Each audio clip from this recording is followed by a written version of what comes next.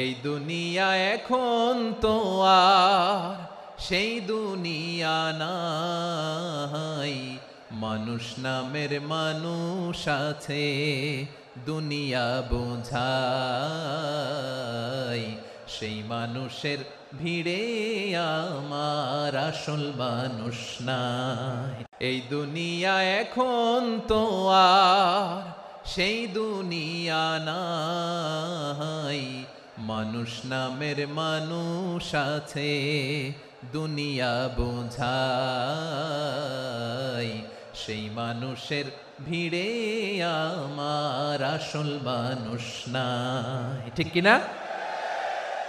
এই যে আমাদের বিশাল জনসংখ্যা, এই জনসংখ্যাকে কি করে জনসম্পদে রূপান্তরিত করা যায় এ ব্যাপারে কথা বল। আল্লাহ তাআলা ইরশাদ করছেন, ওয়ালাকাদ কাররামনা বনি আদম ওয়া হামালনাহুম ফিল বাররি ওয়াল বাহরি ওয়া রাযাকনাহুম মিনাত তাইয়্যিবাত ওয়া ফাদ্দালনাহুম আলা কাসীরিম মিম্মান খালাকনা তাফদীলা।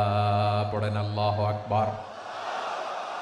রব্বুল আলামিন বলেন, ওয়ালাকাদ কাররামনা বনি আদম, আমি বনি আদমকে সম্মানিত করেছি, বনি আদমকে মর্যাদা দিয়েছি। ওয়া হামালনাহুম ফিল বাররি ওয়াল বাহর, বনি আদমকে জলে স্থলে স্থলে এবং সমুদ্রে চলাচলের বাহন দিয়েছি। ওয়া রাযাকনাহুম মিনাত তাইয়্যিবাত, তাদেরকে পবিত্র রিজিকের বন্দোবস্ত করেছি। ওয়া ফাদ্দালনাহুম আলা কাসীরিম মিম্মান খালাকনা তাফদীলা, আর আমি আল্লাহ যাদেরকে সৃষ্টি করেছি তাদের মধ্য থেকে বনি আদমকে আমি শ্রেষ্ঠ বানিয়েছি, সবার চেয়ে সেরা। আমাদের মতো করে আল্লাহ কাউকে বানায় নাই। দুই পায়ে ভর করে শির দ্বারা এরকম স্ট্যান্ড রেখে মাথা উঁচু করে দাঁড়াতে পারে এরকম কোন প্রাণী পৃথিবীতে আছে? এজন্য আল্লাহ বলেন, ওয়ালাকাদ কাররামনা বনি আদম, আমি বনি আদমকে সম্মানিত করেছি, তাদেরকে আমি মর্যাদা দিয়েছি। তাদেরকে আমি যত মর্যাদা দিয়েছি আমার কোন সৃষ্টিকে এত মর্যাদা দেই নাই। পড়েন সুবহানাল্লাহ। I have dignified the status of the sons of Adam, আদমের সব সন্তানের মর্যাদা আমি বাড়িয়েছি। আল্লাহ এখানে বলেননি ওয়ালাকাদ কাররামনাল মুমিনিন, আমি মুমিনের মর্যাদা বাড়িয়েছি, বলেছেন? আল্লাহ এখানে বলেন নাই ওয়ালাকাদ কাররামনাল মুসলিমিন, আমি মুসলিমের মর্যাদা বাড়িয়েছি। আল্লাহ বলেছেন ওয়ালাকাদ কাররামনা বনি আদম, আমি বনি আদমের সম্মান বাড়িয়েছি, হোক সে মুমিন কিংবা কাফের, মুসলিম কিংবা মুশরিক, আস্তিক কিংবা নাস্তিক, আরব কিংবা অনারব, যেই হোক না কেন আদম সন্তান সবগুলার মর্যাদা বাড়ায় দিয়েছে কে? সবার মর্যাদা আল্লাহ বাড়িয়েছে। মানুষ হিসেবে মর্যাদা, বিশ্বনবী সাল্লাল্লাহু আলাইহি ওয়াসাল্লাম ইহুদির লাশ দেখে দাঁড়িয়ে গেলেন। কার লাশ? ইহুদির লাশ দেখে দাঁড়ায় গেলেন। সাহাবারা বললেন, ইয়া রাসূলুল্লাহ, আপনি দাঁড়ালেন যে, এটা তো ইহুদির লাশ। বিশ্বনবী বললেন, আওয়ালাইসাত নাফসান, এটা কি মানুষ নয়? এটা হোক ইহুদি হোক খ্রিস্টান, এটা তো মানুষ। আমি মানুষ দেখে দাঁড়িয়েছি। আই স্যালিউট দ্য হিউম্যানিটি, আমি মানবতাকে সম্মান করেছি। পড়েন সুবহানাল্লাহ। তাহলে এই জমিনে মানুষের মর্যাদা বেশি, হোক আস্তিক হোক নাস্তিক, হোক মুমিন কিংবা কাফের। আদমের সন্তান হলে, মানুষ হলেই তার মর্যাদা বাড়িয়েছে কে? আমার কলিজার টুকরা যশোরের ভাইয়েরা, মানুষের মর্যাদা আল্লাহ এত বাড়িয়েছেন, মানুষ জীবিত থাকলেও যেমনি মর্যাদাবান, মরে গেলেও মর্যাদাবান। সুবহানাল্লাহ পড়েন। মানুষ মরে গেলে এই ডেড বডিটা কি হয়? পচে যায়, গলে যায়, মাটির সাথে মিশে যায়। তাই বলে আপনি ডেড বডির সাথে যাচ্ছে তাই করতে পারবেন না? পারবেন? কেউ যদি অন্যায় করে তাকে যদি আপনি শাস্তির আওতায় আনেন, যা মনে চায় করতে পারবেন না। তারা আগুন দিয়ে পোড়াতে পারবেন না, নাক কাটতে পারবেন না, কান কাটতে পারবেন না, অঙ্গ বিকৃতি করতে পারবেন না। কারণ মানব জাতির মর্যাদা স্বয়ং দিয়েছে কে? ডেড বডি পচে যাবে, গলে যাবে। তারপর ইসলাম বলে, না খবরদার, এই মরা লাশটারও একটা মর্যাদা আছে না নাই? ইসলাম বলে এই লাশটা গলে যাবে, পচে যাবে, কিন্তু এটার অমর্যাদা করো না। কর্পূর দিয়ে, খেজুর পাতা দিয়ে এটাকে ওয়ার্ম ওয়াটার দিয়ে, গরম পানি দিয়ে ধৌত করো। সাদা শুভ্র ধবধবে কাপড় দিয়ে লাশটাকে তুমি কাভার করো। তারপরে খাটিয়ার মধ্যে লাশটাকে রেখে বিশাল একটা প্রোগ্রাম করো, একটা ফিউনারাল প্রোগ্রাম করো। ওই প্রোগ্রামের ডানে বায়ে পেছনে লাশটারে রাখলে হবে না, প্রোগ্রামের একেবারে সামনটাতে তুমি লাশটাকে রাখো। সুবহানাল্লাহ। একটা ফিউনারাল প্রোগ্রাম করতে হবে, তাকে শেষ বিদায় জানাতে হবে, যেটাকে আমরা জানাজা বলি। কি বলি? জানাজা মানে মাইয়েতের জন্য দোয়া, তার জন্য দোয়া করা হয়, তাকে একটা সিস্টেমেটিক অর্ডারে কবরে রাখা হয়, সুন্দরভাবে সেটাকে কবরস্থ করা হয়, মাটি দেয়া হয়, পানি দেয়া হয়। তার মানে মরে গেলেও মানুষের সম্মান বাড়ায় দিয়েছে কে? এজন্য আল্লাহ বললেন ওয়ালাকাদ কাররামনা বানি আদম, বনি আদমের সম্মান মর্যাদা আমি আল্লাহ বাড়িয়ে দিয়েছি। মানুষের সম্মানে তুমি কখনো আঘাত করো না, ঠিক কি না? তাহলে ভাই, প্রথম মেসেজ হচ্ছে the first and foremost message tonight to the people of জাসর। আল্লাহ বলেন I have dignified the status of son of Adam. আমি বনি আদম সবার মর্যাদা বাড়িয়ে দিয়েছি, হোক আস্তিক নাস্তিক, হোক কাফের কিংবা মুশরিক, তার মর্যাদা বাড়াই দিছে কে? যখন বন্যা হয় আমরা ত্রাণ নিয়ে যাই, আমরা শুধু মুসলমানদেরকে ত্রাণ দেই নাকি? হ্যাঁ, আমরা মুসলমানকেও দেই, অমুসলমানকেও দেই, হিন্দুকেও দেই, বৌদ্ধকেও দেই। যেখানেই মানবতা বিপন্ন সেখানে ইসলামের হেল্পিং হ্যান্ড আছে না নাই? সুবহানাল্লাহ। কি দিন আমরা পেয়েছি, কি বিধান আমরা পেয়েছি। ওয়ালাকাদ কাররামনা বানি আদম, আমি বনি আদমকে সম্মানিত করেছি। এরপর আল্লাহ বললেন ওয়া হামালনাহুম ফিল বাররি ওয়াল বাহর, জলে স্থলে আমি চলাচলের যানবাহনের ব্যবস্থা করেছি। আমরা স্থলে ঘোড়ার উপরে চড়ি, উটের উপরে চড়ি, গাড়ির উপরে চড়ি। এই যে গাড়ির ইঞ্জিন বানাইছি আমরা, এটার মেধা দিয়েছে কে? আবার সাগরের মধ্যে আমরা নৌযান, জলযান, বড় বড় জাহাজ দিয়ে এক মহাদেশ থেকে আরেক মহাদেশ যাই, এক দেশ থেকে মালামালগুলো আরেক দেশে পাঠাই। সাগরের ভেতরে নৌকাগুলোরে ধরে রাখলো কে? ওয়াল ফুলকিল্লাতি তাজরি ফিল বাহরি বিমা ইয়ানফাউন নাস। মানুষের উপকার আছে এরকম সরঞ্জামাদি নিয়ে সাগরের উপরে বিশাল বিশাল জলযানগুলো চলে। এগুলো ডুবে যায় না, কাত হয়ে যায় না, পড়ে যায় না। এগুলোকে স্থিতিস্থাপকতাকে ঠিক করে রাখলো কে? আপনারা জাহাজ দেখেছেন? জাহাজ দেখছেন? বিশাল বিশাল জাহাজ, বিশাল জাহাজ মালামাল নিয়ে এক মহাদেশ থেকে আরেক মহাদেশে যায়। গত মাসে আমার জাপান সফর ছিল। এই যে বাংলাদেশে যে গাড়িগুলো চালান, বেশিরভাগ গাড়ি আসে কিন্তু জাপান থেকে। হাজার হাজার গাড়ি একটা জাহাজ বহন করতে পারে, হাজার হাজার গাড়ি। এটারে সাগরের মধ্যে ভাসাইলো কে? হাজার হাজার গাড়ি নিয়ে জাপানিজ গাড়িগুলো আমাদের চট্টগ্রামের এয়ারপোর্টের বন্দরে ভিড়ে। যুক্তরাষ্ট্রে আমি দেখেছি বিশাল বিশাল জাহাজ। আপনারা টাইটানিক জাহাজের নাম শুনেছেন?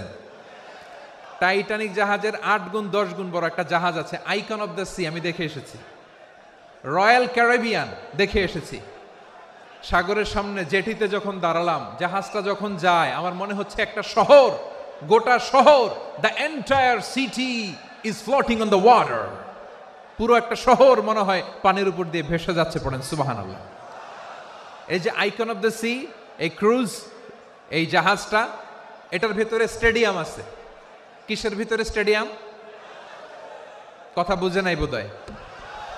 স্টেডিয়াম কিসের ভিতর?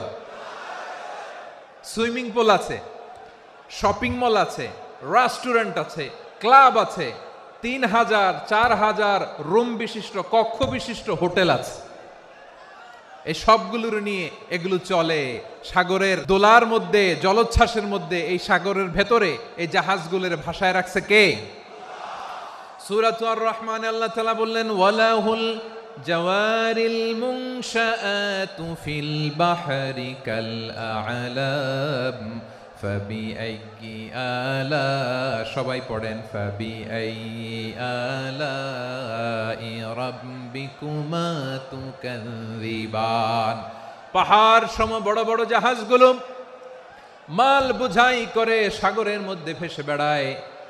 এগুলো দিয়ে মালামাল বহন করা যায়, মানুষরা এক দেশ থেকে আরেক দেশে যায়। এই জাহাজগুলোর সাগরের ভেতরে ভাসায় রাখলো কে? এই আয়াতের ভেতরে আল্লাহ তাআলা সূরাতু বানী ইসরাঈলের এই চমৎকার আয়াতের ভেতরে আল্লাহ তাআলা বেসিক্যালি মানব জাতির প্রতি তার 4টি স্পেশাল অনুগ্রহের কথা বলেছেন। কয়টি? 2টা বলে ফেলছি। 1 নাম্বার ওয়ালাকাদ কাররামনা বানি আদম, আমি বনি আদমের সম্মান বাড়াইছি, নাকি মুসলমানদের? তাহলে human dignity, the first part of the verse talks about the human dignity. 2 number অংশ আল্লাহ তাআলা বললেন ওয়া হামালনাহুম ফিল বাররি ওয়াল বাহর, স্থলে এবং সমুদ্রে আমি তাদের জন্য চলাচলের বাহন দিয়েছি। সুবহানাল্লাহ।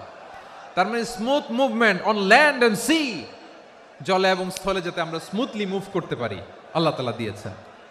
3 নম্বরে আল্লাহ তাআলা বললেন ওয়া রাযাকনাহুম মিনাত তাইয়্যিবাত, মানুষের জন্য আমি পবিত্র রিজিকের ব্যবস্থা করেছি।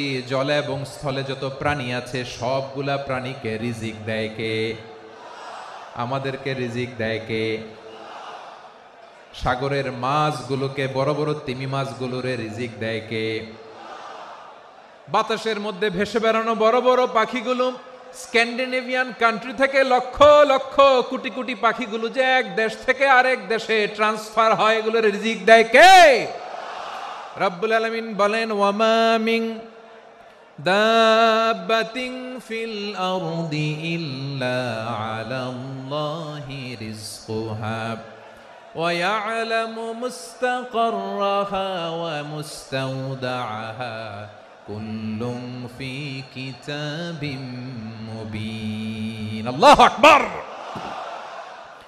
রব্বুল আলামিন বলেন ভূপৃষ্ঠে বিচরণশীল যত প্রাণী আছে সব প্রাণীগুলোকে আমি আল্লাহ আমার নিজের কুদরতে রিজিকের বন্দোবস্ত করি। এই প্রাণীগুলো কোথায় থাকে, কোথায় যায়, সব জায়গায় আমি রিজিক পৌঁছে দেই। রিজিক কেউ দিতে পারে না, রিজিকের মালিক কে? রিজিকের মালিক তিনি আল্লাহ। এজন্য আল্লাহ তাআলা বললেন ওয়া রাযাকনাহুম মিনাত তাইয়্যিবাত। এরপরে আল্লাহ বললেন ওয়া ফাদ্দালনাহুম আলা কাসীরিম মিম্মান খালাকনা তাফদীলা। আমি যত প্রাণী সৃষ্টি করেছি সকল প্রাণীর মধ্যে মানুষের মর্যাদা শ্রেষ্ঠত্ব আমি দিয়েছি। সুবহানাল্লাহ পড়েন। তাহলে 1 নম্বরে আল্লাহ বললেন আমি বনি আদমের মর্যাদা বাড়ালাম। এরপরে বললেন স্থলে এবং সমুদ্রে চলাচলের জন্য যানবাহন দিলাম। 3 নম্বরে আল্লাহ বললেন পবিত্র রিজিকের ব্যবস্থা করে দিলাম। এরপরে আল্লাহ বললেন যত প্রাণী আছে, সৃষ্টি আছে, সবগুলার উপরে আমি মানুষকে শ্রেষ্ঠত্ব দিলাম। সুবহানাল্লাহ। তাহলে সবচেয়ে বেশি শ্রেষ্ঠত্ব মানুষের। কার? মানুষের। শুধু তাই নয় প্রিয় ভাইরা, আকাশ এবং জমিনে যা কিছু আছে সবকিছু মানুষের জন্য, মানুষের কল্যাণে, মানুষের প্রয়োজনে, মানুষের বশীভূত করে সৃষ্টি করেছেন কে? রব্বুল আলামিন বলেন হুয়াল্লাযী খালাকা লাকুম মা ফিল আরদি জামিআ। এই জমিনের মধ্যে যা কিছু আমি আল্লাহ সৃষ্টি করেছি সব কিছু আমি মানুষের জন্য সৃষ্টি করেছি। পড়েন সুবহানাল্লাহ। হুয়াল্লাযী খালাকা লাকুম মা ফিল আরদি জামিআ, যা আছে সব আমাদের জন্য, সব আমাদেরকে সার্ভিস দেওয়ার জন্য, আমাদের উপকারের জন্য, আমাদের কল্যাণের জন্য। আওয়াজ করে সবাই পড়ুন আল্লাহু আকবার। অন্য আয়াতে আল্লাহ বললেন ওয়াসাখখারা লাকুম মা ফিস সামাওয়াতি ওয়া মা ফিল আরদি জামিআম মিন ইন্না ফি যালিকা লাআয়াতিন লিকাউমি ইয়াতাফাক্কারুন। প্রথমে আয়াতে আল্লাহ বললেন জমিনে যা আছে সব তোমাদের কল্যাণে আমি সৃষ্টি করলাম। এরপরে আল্লাহ বললেন আকাশেও যা আছে সব তোমাদের জন্য সৃষ্টি করলাম, তোমাদের অনুগত বানায় দিলাম। পড়েন সুবহানাল্লাহ। মানুষের কি ব্রেইন দেখেন, মানুষ জমিন ছেড়ে আকাশে চলে যায়। পাখি দেখে মানুষের শখ হলো পাখি যেহেতু উঠতে পারে আমরাও পারবো। অরবিল রাইট, উইলবার রাইট, 2 ভাই মিলে আঁকাঝোঁকা করতে করতে করতে করতে প্লেন বানায় ফেললো। কোন সুবহানাল্লাহ। এখন পাখিও ওরে, আমরাও ওরি। এরপরেই মানুষের কৌতূহল থামে না এখানে। মানুষ চলে গিয়েছে চাঁদে। কোথায় গেছে? এখন কিন্তু চাঁদে জমি বিক্রি হয় জানেন। পৃথিবী নিয়ে মারামারি শেষ। রাশিয়া আমেরিকা এখন ধরছে চাঁদ আর মঙ্গল গ্রহ। এখন চাঁদে জমি বিক্রি হয়, মঙ্গলে জমি বিক্রি হয়। এই চাঁদ, মঙ্গল, বৃহস্পতি, শনি সব আল্লাহ তাআলা আমাদের জন্য বানিয়েছেন। সুবহানাল্লাহ পড়েন। মানুষ সাগরের উপরে চড়ে, শূন্যে ভেসে বেড়ায়, পাহাড় কেটে সুড়ঙ্গ বানায়, টানেল বানায়। মানুষ বট ব্যান্ডের লাইন নিয়ে যায় সাগরের ভেতর দিয়ে এক দেশ থেকে আরেক দেশে, এক মহাদেশ থেকে আরেক মহাদেশে। সুবহানাল্লাহ পড়েন। তার মানে গোটা বিশ্বের সব কিছুর উপরে control, superiority over all creatures, সব কিছুর উপর কন্ট্রোল, মনিটরিং, নিয়ন্ত্রণ, এটা প্রতিষ্ঠা করে দিয়েছে কে? এজন্যই মানুষের শ্রেষ্ঠত্ব।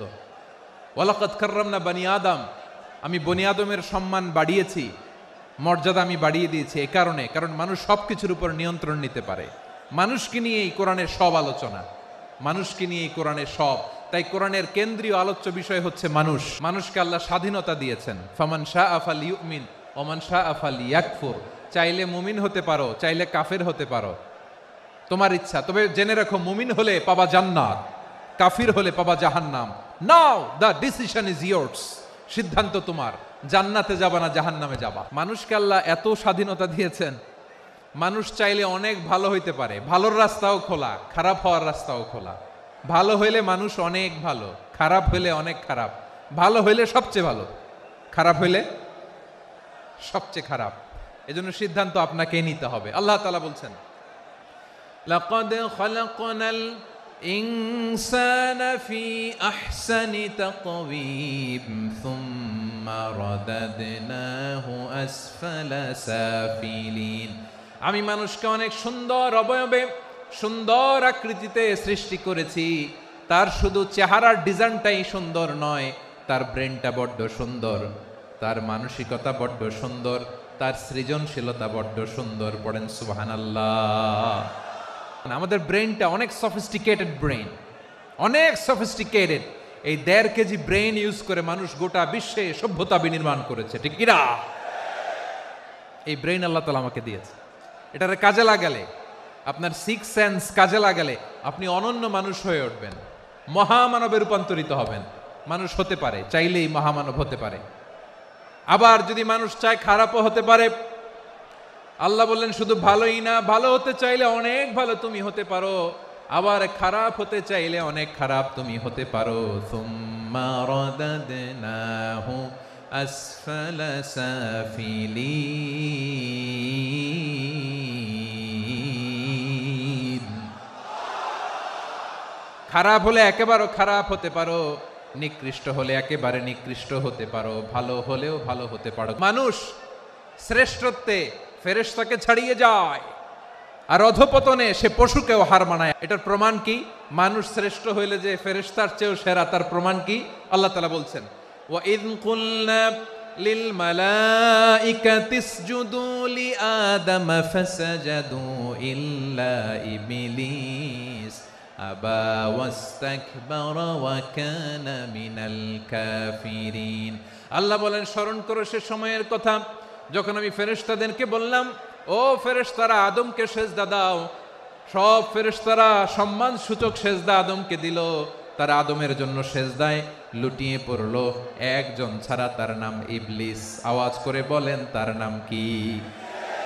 সে অহংকার প্রদর্শন করলো, সে কাফের হয়ে গেল। বাকি সব ফেরেশতারা সেজদা দিল। সুবহানাল্লাহ। আবার আদম আলাইহিস সালামকে আল্লাহ জিজ্ঞেস করলেন, সব বলে দিল উত্তর, কিন্তু ফেরেশতাদেরকে একই প্রশ্ন জিজ্ঞেস করলেন, তারা উত্তর করতে পারে নাই। তার মানে এর মধ্য দিয়ে প্রমাণিত হয়, মানুষ ভালো হলে ফেরেশতার চেয়েও ভালো, ফেরেশতার চেয়েও মানুষের মর্যাদা বাড়িয়ে দিয়েছে কে? সব নূরের ফেরেশতা যখন মাটির আদমকে সেজদা দেয়, এটা প্রমাণ করে ফেরেশতার চেয়েও মানুষের মর্যাদা বাড়িয়ে দিয়েছে কে? তুমি মাটির আদমকে প্রথম সৃষ্টি করিয়া ঘোষণা করিয়া দিলে শ্রেষ্ঠ বলিয়া, তাই তো নূরের ফেরেশতা করে আদমকে সেজদা। ঠিক কিনা বলেন? তাই তো নূরের ফেরেশতা করে আদমকে সেজদা। সবার চেয়ে সম্মান দিলে মাটির আদমকে। আল্লাহু আল্লাহু তুমি জাল্লে জালালুহু, শেষ করা তো যায় না গে তোমার গুণগান। পড়েন না? পড়েন। আল্লাহু আল্লাহু তুমি জাল্লে জালালুহু, শেষ করা তো যায় না গে তোমার গুণগান। আল্লাহু আল্লাহু আল্লাহু আকবার। আদমের মর্যাদা বেশি, মানুষের মর্যাদা বেশি। মানুষ শ্রেষ্ঠ তার প্রমাণ, নূরের ফেরেশতা মাটির আদমকে সেজদা করে আওয়াজ করে বলেন ঠিক কি না? তাহলে মানুষ ভালো হলে ফেরেশতার চেয়ে ভালো। আবার মানুষ যদি খারাপ হয় সে পশুর চেয়েও খারাপ,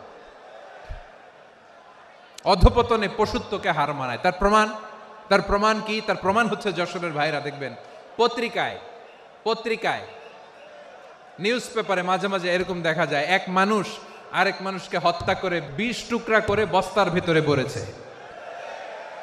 আচ্ছা, বুঝে থাকলে আওয়াজ করে বলেন, কোনদিন শুনছেন একটা হাতি আর একটা হাতিকে হত্যা করে 20 টুকরা করছে, এরপরে বস্তার ভিতরে ভরছে? হইছে? তাহলে দেখেন, মানুষ যদি খারাপ হয় সে পশুকেও হার মানায়। চিল্লায় বলো ঠিক কি না? এমনও দুশ্চরিত্র মানুষ আছে যার নজর থেকে 6 মাসের ছোট্ট মেয়ে থেকে শুরু করে 80 বছরের বৃদ্ধারাও নিরাপদ নয়।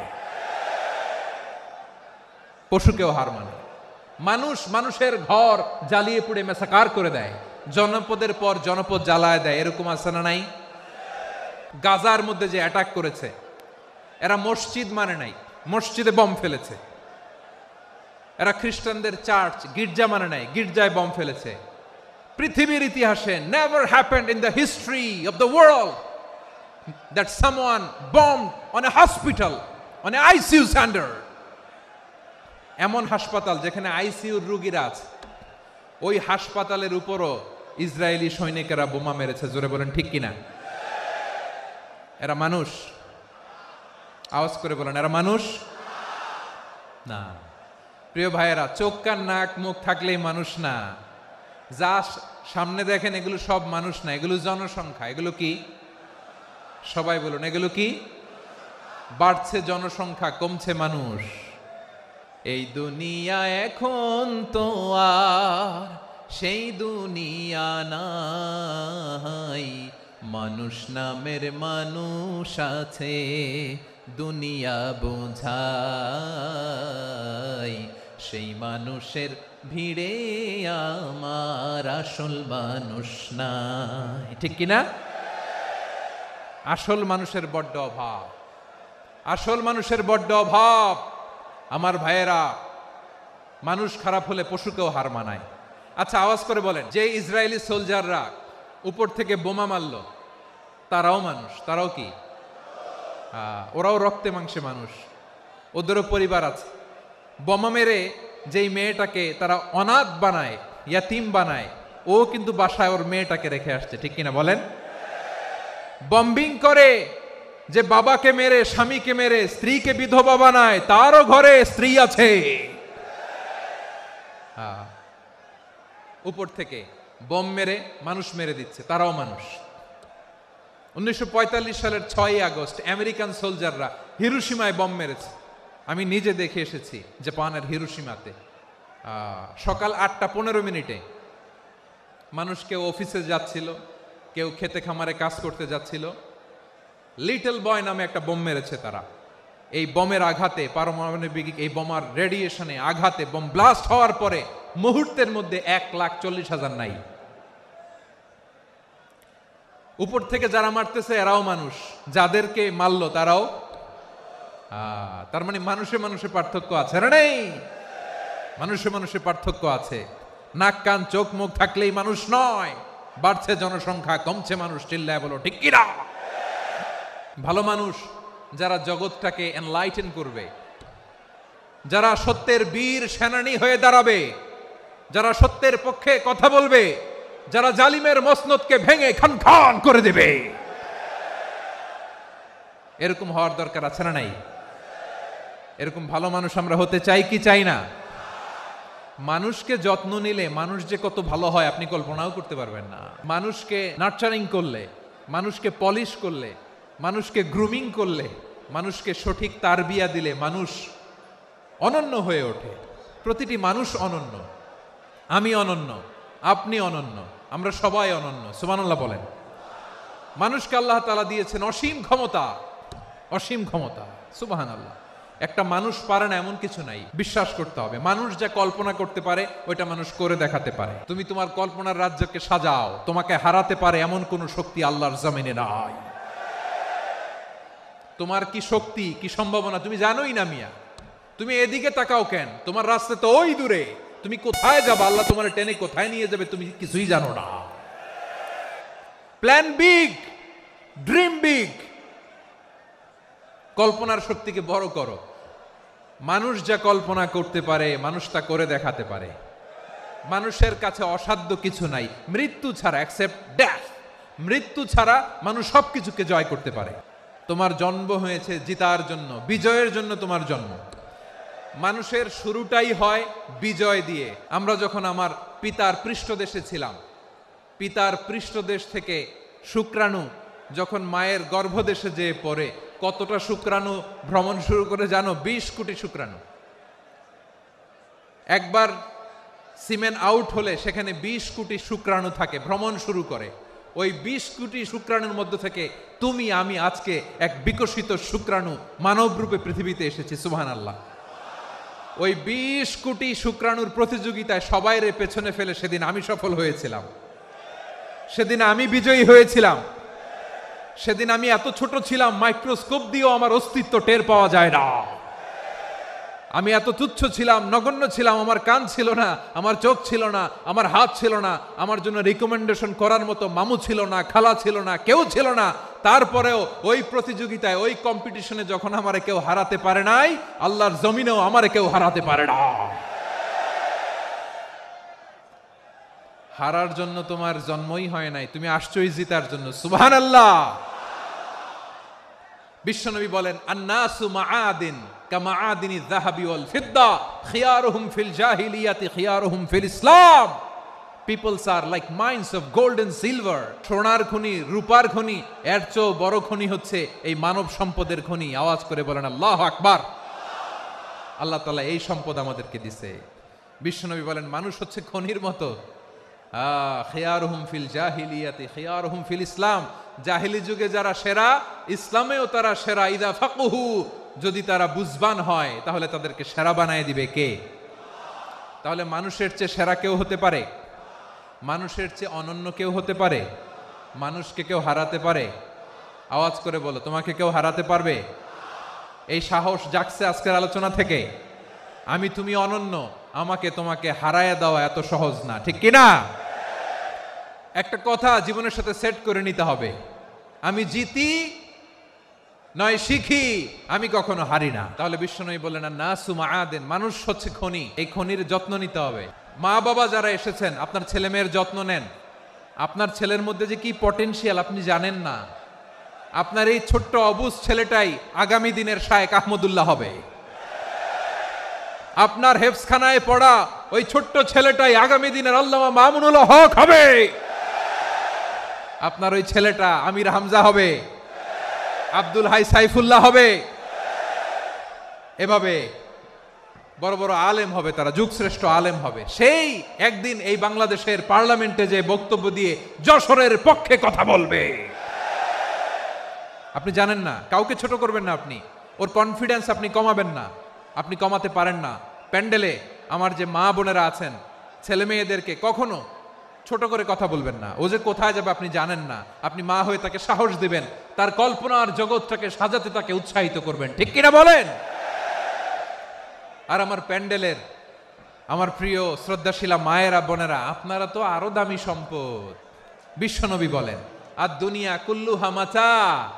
আল্লাহ আল্লাহ আল্লাহ। বিশ্বনবীর কথার ওজন দেখেন, আর দুনিয়া কুল্লুহা মাতা ওয়া খায়রু মাতা'আদ দুনিয়াল মারআতুস সালিহা। বিশ্বনবী বলেন, দুনিয়ায় যা দেখো সব আল্লাহর দেওয়া অ্যাসেট, মানে সম্পদ। আর এত অ্যাসেটের ভিড়ে সবচাইতে শ্রেষ্ঠ সম্পদ হচ্ছে নেককার নারী। সুবহানাল্লাহ। ভাইয়েরা, বোনের সাথে খারাপ আচরণ করো না। সন্তান মায়ের সাথে খারাপ আচরণ করো না। আমাদের মায়েরা আমাদের asset, they are our priceless asset. কারণ এই মায়েদের পেটে এসেছে আল্লাহর ওলিরা। এই মায়েদের পেটে এসেছে খান জাহান আলী। এই মায়ের পেটে এসেছে শাহজালাল ইয়ামানি। এই মায়ের পেটে এসেছে আল্লাহর সব নবীরা। নাকি নবীরা আকাশ থেকে ধপ করে জমিনে নেমে আসছে? মায়ের পেটে আসছে। এই মায়ের পেটগুলো খনি। আমার সম্মানিতা মায়েরা বোনেরা, নিজেকে ইসলাম দিয়ে সাজান, নিজেকে পবিত্র রাখুন। নিজের আব্রু ইমান ইজ্জতের হেফাজত করুন, কোরআন পড়ুন, সুন্নাহ পড়ুন। আপনি জানেন না আপনার গর্ভে কে আসছে, কোন ক্ষণজন্মা পুরুষকে আল্লাহ তাআলা আপনার গর্ভে পাঠাবে আপনি জানেন না। মায়েরা নিজেদেরকে পবিত্র রাখুন, ইসলাম চর্চা করুন, কোরআন চর্চা করুন, নৈতিকতা দিয়ে নিজেকে সাজান। যশোরের জেনজি, নিজেদেরকে প্রস্তুত রাখো আগামীর বাংলাদেশের জন্য। নৈতিকতা, মোরালিটি, ভ্যালিউজ দিয়ে নিজেকে সাজাও, ইসলাম দিয়ে নিজেকে সাজাও, কারণ আগামীর বাংলাদেশ ইসলামের বাংলাদেশ। বাংলাদেশের আসল পরিচয় ইসলাম।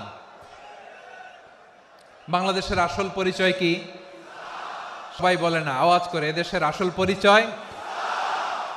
এদেশে আজান শুনে সূর্য ওঠে শহর গ্রামে, এদেশে আজান শুনে সূর্য ডুবে সন্ধ্যা নামে, এদেশে সকল কাজে সবাই বলে বিসমিল্লাহ, এদেশে ভালো কিছু দেখে শুনে হাসি মুখে সবাই বলে মাশা আল্লাহ। সুবহানাল্লাহ সুবহানাল্লাহ সুবহানাল্লাহ সুবহানাল্লাহ সুবহানাল্লাহ সুবহানাল্লাহ সুবহানাল্লাহ সুবহানাল্লাহ। ও নবীন তরুণ, তোমার কিসের এত ভয়? জেনে রেখো বাংলাদেশের আসল পরিচয়। বাংলাদেশের আসল পরিচয় ইসলাম। আওয়াজ তুলে বলো, আসল পরিচয় কি? এদেশে পরস্পরে দেখা হলে দেয় সালাম, এদেশে আমজনতার হৃদয় জুড়ে পাক্কালাম, ঠিক কি না? এদেশে বিপদ এলে সর্বজনে সর্বক্ষণে দোয়া পড়ে ইন্না লিল্লাহ সুবহানাল্লাহ সুবহানাল্লাহ সুবহানাল্লাহ সুবহানাল্লাহ।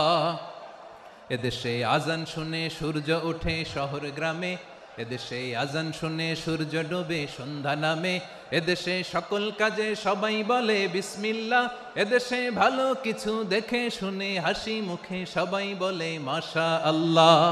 সুবহানাল্লাহ, আওয়াজ করে সুবহানাল্লাহ সুবহানাল্লাহ সুবহানাল্লাহ সুবহানাল্লাহ। সবাই একসাথে সুবহানাল্লাহ সুবহানাল্লাহ সুবহানাল্লাহ সুবহানাল্লাহ। এদেশের আসল পরিচয় কি? আওয়াজ করে বলতে ভয় লাগে। এদেশের আসল পরিচয় কি? ইসলাম দিয়ে আমাদের সংসদ ভবন চলুক, আমরা চাই কি চাই না? বঙ্গভবনে লা ইলাহা ইল্লাল্লাহর পতাকা উড়ুক, আমরা চাই কি চাই না? প্রতিটি জেলা অফিসে, ডিসি অফিসে লা ইলাহার পতাকা ঝুলুক, আমরা চাই কি চাই না? মানুষকে যত্ন নিলে মানুষের মধ্যে যারা কি পটেনশিয়াল রেখেছে। আমি জাপানের দুইটা উদাহরণ দেই। জাপানে 2022 সালে জাপানের সাথে জার্মানির খেলা, ফিফা ওয়ার্ল্ড কাপ 2022, ওই খেলায় জিতেছিল জাপান। জিতেছিল 22 সালের এই ফিফা ওয়ার্ল্ড কাপে জাপান ফুটবল খেলায় জিতে। As a part of their celebration তারা খেলার পরে পুরো স্টেডিয়ামটারে ক্লিন করে, the fan base of Japan, লক্ষ লক্ষ মানুষ খেলা দেখতে যায়, তো এত ডাস্টবিনও তো নাই, তো যারা ডাস্টবিনে জায়গা পায় নাই তারা এই যে চকলেটের প্যাকেট, পানির বোতল, চিপসের প্যাকেট তারা এদিকে সেদিকে রেখে দিয়েছে। জাপানের ভক্তরা, জাপানের ফলোয়াররা as a part of their celebration তারা খেলার পরে পুরো স্টেডিয়ামের সব ময়লা আবর্জনা ক্লিন করে তারপরে বিদায় নিয়েছে। তাদেরকে কি ক্লিন করার দায়িত্ব দেওয়া হয়েছিল? তারা কি স্টেডিয়ামের পরিচ্ছন্নতা কর্মী? তাদের আকল, তাদের সিক্স সেন্স তাদেরকে বলেছে। ছোটবেলা থেকে জাপান গভর্নমেন্ট ওদেরকে এত পরিচ্ছন্নতা শেখায়, ক্লিনলিনেস অ্যাওয়ারনেস ক্যাম্পেইন করায়। ক্লাসে আমি দেখেছি, ক্লাসে নিজের বেঞ্চ নিজে মুছে, ক্লাসের মাঝখানে একটা সময় দেয়, নিজের টেবিল নিজে মুছে, নিজের ক্লাসরুমটা নিজে পরিষ্কার করে। রাস্তাঘাটে একটা ধুলা নাই, ময়লা নাই, একটা টিস্যু নাই।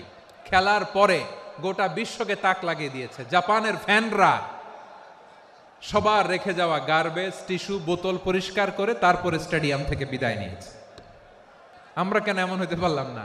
জাপানের যারা এগুলো করছে ওদের 3টা করে চোখ না? চোখ তো 3টা জাপানা লাগো, জাপানা লাগো, হাত তো 4টা, কান তো 6টা। হ্যাঁ, নাকি আমার মতো 2 হাত 2 কানওয়ালা মানুষ? চোখে দেখলে ওটা মানুষ না। চিন্তা করছেন? তার মানে জাপানিজদেরকে যে গ্রুমিং করে শিখানোর মাধ্যমে পরিচ্ছন্ন বানানো গেছে, ওরা যেমনি মানুষ আমরাও মানুষ, আমাদের সন্তানদেরকে শেখালে তারাও পারবে। পারবে কিনা? 2 নম্বর উদাহরণ বলি। চট্টগ্রাম ফেনীতে যারা গিয়েছেন, মেঘনা গোমতী ব্রিজ প্রকল্প নাম শুনছেন? মেঘনা একটা ব্রিজ পার হওয়া লাগে। এই মেঘনা গোমতী, এখানে 3টা ব্রিজ কাঁচপুর সহ, এই 3টা ব্রিজের নির্মাণ কাজ, রেনোভেশনের কাজ দেয়া হয়েছিল জাপানের একটা কোম্পানিকে। কাকে? জাপানের কোম্পানির নির্মাণ শেষে 738 কোটি টাকা বেঁচে গেছিল, এটা গভর্নমেন্টের হাতে দিয়ে তারা বিদায় নিয়েছে। কত টাকা? 738 কোটি টাকা। যত প্রাক্কলিত ব্যয় নির্ধারণ করা হয়েছে সব টাকা সরকার, তৎকালীন সরকার 2019-এর সরকার, কারা ছিল তো জানেন? এই 2019-এর সরকার তাদেরকে দিয়েছে। তারা রিনোভেশন নির্মাণ শেষে 738 কোটি টাকা অতিরিক্ত বেঁচে গেছিল, এটা আবার গভর্নমেন্টের হাতে বুঝাই দিয়ে তারা বিদায় নিচ্ছে। আমরা কেন এমন হইতে পারলাম না? জাপানের ওরাও মানুষ, আমরাও মানুষ, তার মানে মানুষে মানুষে পার্থক্য আছে না নাই? আচ্ছা, জাপানের 2টা উদাহরণ দিলাম, এবার আমার দেশের 2টা উদাহরণ দিব না? বাংলাদেশের 2টা উদাহরণ দিই। 1 নম্বর উদাহরণ, গত সপ্তাহে আপনারা জানেন কক্সবাজার আমার একটা প্রোগ্রাম ছিল, তো হেলিকপ্টারে গিয়েছিলাম। ফেনী জেলা যখন পার হচ্ছি, আমি দেখলাম 3টা উইন্ডমিল চিনেন তো? বিশাল পিলার, 3টা-4টা পাখা থাকে। বায়ু বিদ্যুৎ কেন্দ্র, বাংলাদেশের প্রথম বায়ু বিদ্যুৎ কেন্দ্র এটা।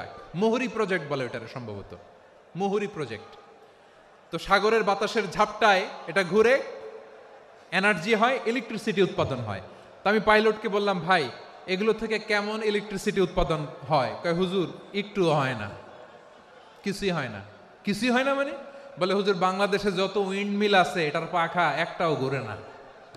আল্লাহ, বলেন কি? তাহলে এই যে কোটি কোটি টাকা ব্যয় করে যে উইন্ডমিল, কয় হুজুর উপরে ফিটফাট, ভিতরে সদরঘাট। তার মানে কোটি কোটি টাকা দিয়ে এই উইন্ডমিল বানায়, এখানে কিছু নাই। দুর্নীতির আড্ডাখানা, আখড়াখানা বাংলাদেশ, ঠিক কিনা বলেন? হায় রে, জাপানিজরাও মানুষ, আমরাও মানুষ। আমার এক নিকটাত্মীয় সরকারি চাকরিজীবী, উনি আমাকে বললেন, বাংলাদেশের আরেকটা উদাহরণ দেই। উনি আমাকে বললেন যে প্রতি বছর আমাদের অফিসের ফার্নিচার চেঞ্জ করে। আমি বললাম, প্রতি বছর ফার্নিচার চেঞ্জ করে কেন? বলে যে ফার্নিচার নতুন পারচেজ করলেই তো ওইখানে টাকা, নতুন কিনতে পারলেই টাকা, নতুন উন্নয়নের সবক শোনাতে পারলেই টাকা। প্রথম আলোর রিপোর্ট, কি আলো? প্রথম আলোর রিপোর্ট, গত 15 বছরে উন্নয়নের নামে লুটপাট হয়েছে প্রায় 3.25 লাখ কোটি টাকা। কার রিপোর্ট? আমাদের বানানো কথা। প্রথম আলোর রিপোর্ট। গত 15 বছরে কারা ছিল জানেন তো? হ্যাঁ, শুধু ওনাদেরকেই দোষ দিয়ে লাভ নাই। স্বাধীনতার পর থেকে শুধু শাসকের হাত বদল হয়েছে, আমরা কিছু পাই নাই, ঠিক কিনা বলেন? আমরা এরকম চাই না। তাহলে জাপানের মানুষও মানুষ, আমরাও মানুষ। সিদ্ধান্ত আপনার, কোন মানুষ হবেন, ভালো মানুষ না খারাপ মানুষ? আজকের আলোচনার বিষয় হচ্ছে মানব সম্পদের উন্নয়ন, human resource development. It's a process to increase the capacity of knowledge, skill, capacity of the people of a country. একটা দেশের মানুষের জ্ঞান, তাদের দক্ষতা কি করে বাড়ানো যায়, বাড়িয়ে দেশের উন্নয়ন করানো যায়, এটাই হচ্ছে মানব সম্পদ উন্নয়নের মূল কথা। তাহলে মানব সম্পদ হচ্ছে একটা দেশের সবচাইতে শক্তিশালী পুঁজি। প্রাকৃতিক সম্পদ, খনিজ সম্পদের চেয়েও দামি হচ্ছে মানব সম্পদ। আল্লাহ তাআলা দয়া করে আমাদেরকে এই মানব সম্পদ দিয়েছেন। আসুন আমাদের এই মানুষগুলোকে আমরা সোনার মানুষ বানাই। রাজি আছেন তো সবাই? রাজি আছেন? মানুষ পারে না এমন কোনো কিছু নাই, চাইলে সব পারে। এজন্য মানুষকে তারবিয়া দিতে হবে, যথাযথভাবে তাদেরকে গড়তে হবে। আসুন আমরা সিরাতের আয়নায় বিশ্বনবীর জীবনী থেকে দেখি তিনি কিভাবে হিউম্যান রিসোর্সকে ম্যানেজ করতেন। বিশ্বনবী, he was a very good talent hunter, চৌকস ট্যালেন্ট হান্টার ছিল। কার মধ্যে কি ট্যালেন্ট আছে দেখলেই বুঝে ফেলতেন। সুবহানাল্লাহ পড়বেন না? কি নবী আমরা পেয়েছি! He was a very good talent hunter. আমার নবী তিনি চৌকস ট্যালেন্ট হান্টার ছিলেন। কার মধ্যে কি প্রতিভা বের করতেন, ওই প্রতিভাকে ইসলামের কল্যাণে কাজে লাগাতেন। যাকে যেই জায়গায় সেট করলে ভালো হবে তাকে ওই জায়গায় সেট করতেন। কয়েকজন সাহাবীর জীবনী শোনাই। আবু মাহজুরা রাদিয়াল্লাহু তাআলা আনহু, মক্কার মুয়াজ্জিন, আগে ছিল মুশরিক, পরে হইছে মুমিন। উনি কিভাবে মুমিন হইলেন এই ঘটনাটা একটু আপনাদের শোনাতে চাই। আবু মাহজুরা রাদিয়াল্লাহু তাআলা আনহু কিভাবে মুসলিম হলেন, আওয়াজ করে শুনেন। হুনাইনের যুদ্ধ, 8ম হিজরি, বিষ্ণু ঈসা ইসলাম হুনাইনের যুদ্ধ শেষে ফিরতেছেন। পথিমধ্যে বেলাল রাদিয়াল্লাহু তাআলা আনহু আজান দিচ্ছেন। কি দিচ্ছেন? তো পাশে ছিল মুশরিকদের একটা পল্লী, কিছু মুশরিক তরুণ, কিছু অমুসলিম কিশোর, তারা আজানকে ব্যঙ্গ করতেছে, আমাদের বাংলায় মুখ ভেঙ্গানো বলে আর কি। বেলাল রাদিয়াল্লাহু তাআলা আনহু আজান দিচ্ছেন, ওই বাচ্চাগুলো মুশরিক, তো ওরা আজানকে ব্যঙ্গ করতেছে, বিকৃতি করে ওরাও আজান দিচ্ছে। উদ্দেশ্য হচ্ছে আজানকে নিয়ে ঠাট্টা করা। উদ্দেশ্য কি? ঠাট্টা করা। ব্যাপারটা মনে কষ্ট পাওয়ার মতো ব্যাপার না? কিন্তু বিশ্বনবী ওইখানে দেখেন কি খুঁজলেন। বিশ্বনবী খেয়াল করলেন অমুসলিম কিশোরদের মধ্য থেকে একটা কিশোরের গলাটা বড় দরাজ গলা, কণ্ঠটা বড় সুন্দর।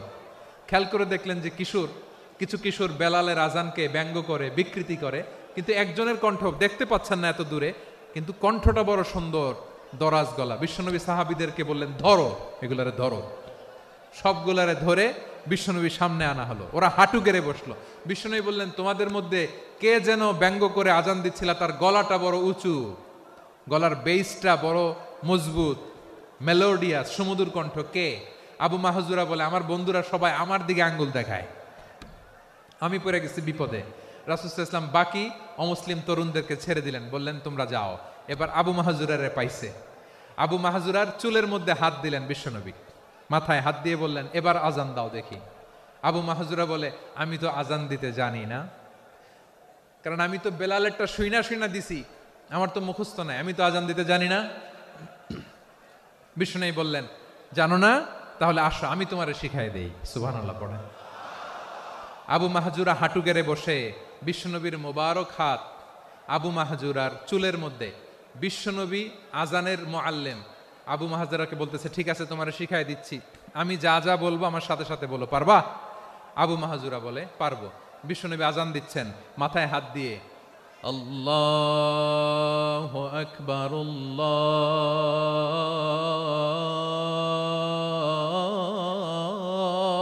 আল্লাহু আকবার। আবু মাহজুরা এই বাক্যটা পড়লেন। বিশ্বনবী দ্বিতীয় বাক্য পড়তে আরম্ভ করলেন, আল্লাহু আকবার,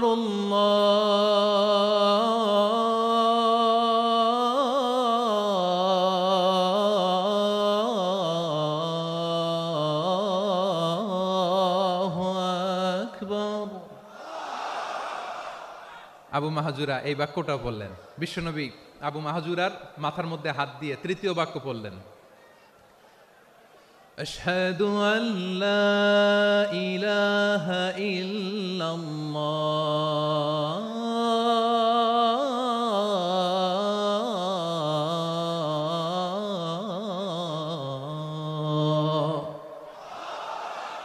আবু মাহজুরা তৃতীয় বাক্য পড়লেন। বিশ্বনবী একটা বাক্য পরে আবু মাহজুরা পরে, বিশ্বনবী পরে আবু মাহজুরা পরে। আবু মাহজুরা কিন্তু অমুসলিম, মুশরিক। আবু মাহজুরা বলে, এক একটা বাক্য পড়ি আমার কলিজাটা গলে ঠান্ডা হয়ে যায়। এতদিন মোহাম্মদকে গালি দিতাম, এখন মোহাম্মদ আমার মাথায় যখন হাত রাখছে আমার সারা শরীর ঠান্ডা হয়ে গেছে। বিশ্বনবী আজান শিখাচ্ছেন, একটা একটা বাক্য পড়ে আবু মাহজুরাও পড়ে, বিশ্বনবী পড়ে আবু মাহজুরাও পড়ে। পুরো বাক্যগুলো যখন শেষ, আজান শেষ, আবু মাহজুরাও যখন পুরো আজান পড়লেন, আবু মাহজুরা বললেন, এতদিন মোহাম্মদের চেহারা দেখলে আমার ঘৃণা লাগতো, আজ থেকে মোহাম্মদের চেহারার চেয়ে প্রিয় চেহারা আমার কাছে নাই। আবু মাহজুরা বললেন, ও মুহাম্মদ, আজানের বাক্য তো আপনি আমারে শেখালেন, এখানেই শেষ করবেন না, আপনি আমারে পড়ায় দেন, লা ইলাহা ইল্লাল্লাহু মুহাম্মাদুর রাসূলুল্লাহ সাল্লাল্লাহু আলাইহি ওয়াসাল্লাম। বিশ্বনবীর সাথে দাঁড়িয়ে উনি শাহাদা পড়ে মুসলমান হয়ে গেলেন। এবার আবু মাহজুরা বলে, ইয়া রাসূলুল্লাহ, ইয়া হাবিবাল্লাহ, আমি মুমিন হয়েছি, মুসলমান হয়েছি, আপনার কাছ থেকে আজান শিখার সৌভাগ্য আমি লাভ করেছি গো নবী। আমার কণ্ঠের বড় তারিফ করেছেন, আপনি আমার আজানকে আপনি পছন্দ করেছেন। একটা জিনিস আপনার কাছে চাই, আপনি আমাকে মক্কার মসজিদুল হারামের মুয়াজ্জিন হিসেবে অ্যাপয়েন্ট করে দে। বিষ্ণু ইসা ইসলাম বললেন, যাও আবু মাহজুরা, আমি তোমাকে পৃথিবীর শ্রেষ্ঠতম মসজিদ মক্কার মসজিদুল হারামের মুয়াজ্জিন হিসেবে অ্যাপয়েন্ট করে দিলাম। দেখছেন কিভাবে ট্যালেন্ট হান্টিং করতে হয়, কিভাবে হিউম্যান রিসোর্স মানব সম্পদকে ব্যবহার করতে হয়। আসছিল আজানকে ভেঙ্গাইতে, আসছিল কেন? আজানকে ব্যঙ্গ করার জন্য, বিকৃত করার জন্য। আজানকে বিকৃত করতে যে ইসলামের সবচেয়ে শ্রেষ্ঠ মসজিদের মুয়াজ্জিন হয়ে গেল। পড়েন সুবহানাল্লাহ। হযরত আবু মাহজুরা রাদিয়াল্লাহু তাআলা আনহু ওনার এই সুললিত কণ্ঠ ব্যবহার করে মসজিদুল হারামে এত সুন্দর করে আল্লাহু আকবার বলে আজান দিতেন, মানুষগুলোর, মুসল্লিগুলোর, মক্কাবাসীর হৃদয়কে তিনি বিগলিত করে দিতেন। মানুষের হৃদয়কে ঠান্ডা হয়ে যেত। শুধু এখানেই শেষ না আমার যশোরের ভাইয়েরা। বিশ্বনবী যখন সাইয়েদনা আবু মাহজুরা রাদিয়াল্লাহু তাআলা আনহুকে আজান শিখাচ্ছিলেন, বলেন তো বিশ্বনবীর হাতটা কোথায় ছিল? আবু মাহজুরার মাথার সামনে, এই চুলের উপরে ছিল। আবু মাহজুরা ওই স্মৃতিটাকে ধারণ করবার জন্য, ওই স্মৃতিকে বহন করার জন্য বিশ্বনবীর মোবারক হাত আবু মাহজুরার কপালের চুলের যেই জায়গায় লেগেছে, মৃত্যুর আগের দিন পর্যন্ত আবু মাহজুরা মাথার ওই চুলে কোনোদিন ছুরি আর কামার লাগায় নাই, সেখানে কেচি লাগায় নাই, চুলের মধ্যে খুর লাগায় নাই। আবু মাহজুরা ডান দিকের চুল কাটতো, বাম দিকের চুল কাটতো, পেছনের চুল কাটতো, সামনের চুল কাটতো না। আবু মাহজুরা রাদিয়াল্লাহু তাআলা আনহুর সামনের চুলগুলো বড় হতে হতে যখন এত বড় হয়ে যায়, তিনি চুলগুলো পেঁচিয়ে মাথার মধ্যে রাখতেন। তারপরে তিনি পাগড়ি পরতেন। সবাই জিজ্ঞেস করতো, আবু মাহজুরা এটা আবার কেমন স্টাইল? দেখতে তোমারে কি বিদঘুটে লাগে, কেমন অড লাগে, কেমন খারাপ দেখা যায়। মক্কায় এমন কোন মানুষ তো দেখি নাই, ডানে চুল কাটে, বায়ে চুল কাটে, পেছনে চুল কাটে, সামনে কাটে না। ওরে আবু মাহজুরা কেমন দেখা যায় তোমারে, তুমি সামনের চুল কাটো না কেন? আবু মাহজুরা বলে, আমি হাঁটু গেড়ে পেয়ারা নবীর সামনে বসেছিলাম, আমার এই মাথার চুলের মধ্যে মুবারক হাত লাগিয়ে বিশ্বনবী নিজে আমাকে আজানের প্রতিটা বাক্য শিক্ষা দিয়েছেন। বিশ্বনবীর মোবারক হাত, পবিত্র হাত আমার মাথার চুলের যেই জায়গায় লেগেছে, আমি চাই ওই চুলগুলা নিয়ে আমি আমার কবরের ভিতরে যাব। সাইয়েদনা আবু মাহজুরা রাদিয়াল্লাহু তাআলা আনহু ইন্তেকালের আগের পর্যন্ত মাথার সামনের চুলগুলা কাটে নাই। মাথার সামনের চুল তিনি কাটেন নাই। সুবহানাল্লাহি বিহামদি। কেমন ভালোবাসতেন বিশ্বনবী সাহাবীদেরকে, সাহাবারা কেমন ভালোবাসতেন বিশ্বনবীকে। সামনের চুলগুলো বড় হতে হতে এত বড় ছিল, পেঁচিয়ে রেখে পাগড়ি পরতেন, কাটতেন না। নবীর হাত লেগেছিল। সুবহানাল্লাহ পড়েন। তাহলে what is the lesson, moral of the story কি? মোরাল অফ দ্য স্টোরি হচ্ছে, আসছিল আজানকে ব্যঙ্গ করার জন্য, বিকৃত করার জন্য, হয়ে গেল মসজিদুল হারামের মুয়াজ্জিন। দেখেন বিশ্বনবী একটা খারাপ সিচুয়েশনের মধ্যে থেকে কি ভালো জিনিস বের করে আনলেন। আমি যে শুরুতে বলেছি কিভাবে তিনি হিউম্যান রিসোর্সকে ডেভেলপ করেছেন, ম্যানেজ করেছেন। তিনি যে চৌকস ট্যালেন্ট হান্টার ছিল, দেখেন সবার মধ্যে থেকে এর বাছাই করে মুয়াজ্জিন বানাই দিয়েছেন। সুবহানাল্লাহ পড়েন। তার মানে এই না সবাইরে ধরে ধরে উনি মুয়াজ্জিন বানাইছেন। যার যেই ট্যালেন্ট আছে তাকে ওই কাজে অ্যাসাইন করেছেন। যার যেই প্রতিভা আছে তার প্রতিভাকে ইসলামের কাজে লাগিয়েছেন। সুবহানাল্লাহ পড়েন। যায়েদ বিন সাবিত রাদিয়াল্লাহু তাআলা আনহু নাম শুনেছেন? বিশ্বনবী দেখলেন মদিনার এই আনসারী সাহাবী হাইলি ট্যালেন্টেড, ইন্টেলেকচুয়াল, মেরিটোরিয়াস, জ্ঞানের প্রতি তার আকর্ষণ, মারাত্মক আকর্ষণ। বিশ্বনবী তাকে দায়িত্ব দিলেন, কোরআন যা নাজিল হয় তুমি লিখো, কাতিবুল ওহী বানায় দিলেন। সুবহানাল্লাহ। যায়েদ বিন সাবিতরে আবার আজান শিখান নাই, কারণ তার মধ্যে বিশ্বনবী প্রতিভা দেখেছেন, একাডেমিক প্রতিভা। বিশ্বনবীর একাডেমিক প্রজেক্টগুলো তিনি হ্যান্ডেল করতেন। যায়েদ বিন সাবিত ছিল বিশ্বনবীর ব্যক্তিগত সচিব। কি ছিল? ব্যক্তিগত সচিব। বোঝেন নাই? বিশ্বনবীর ব্যক্তিগত সচিব এবং দোভাষী। ইহুদিরা কিছু লিখে দিলে এটার অর্থ বিশ্বনবীরে বুঝায় দিতেন। আবার ইহুদিদের কাছে কিছু লিখতে হলে তিনি লিখে দিতেন। বিশ্বনবী একদিন বললেন, ইন্নী ওয়াল্লাহি মা আমানু ইয়াহুদা আলা কিতাব।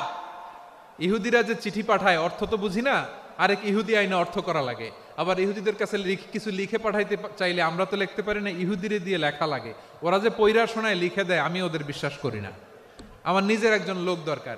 বিশ্বনবী এই যায়েদ বিন সাবেতকে চুজ করলেন ল্যাঙ্গুয়েজের জন্য। উনি বললেন, যায়েদ, তোমার সফট স্কিলকে ডেভেলপ করতে হবে, তুমি হিব্রু ল্যাঙ্গুয়েজ শিখে ফেলো।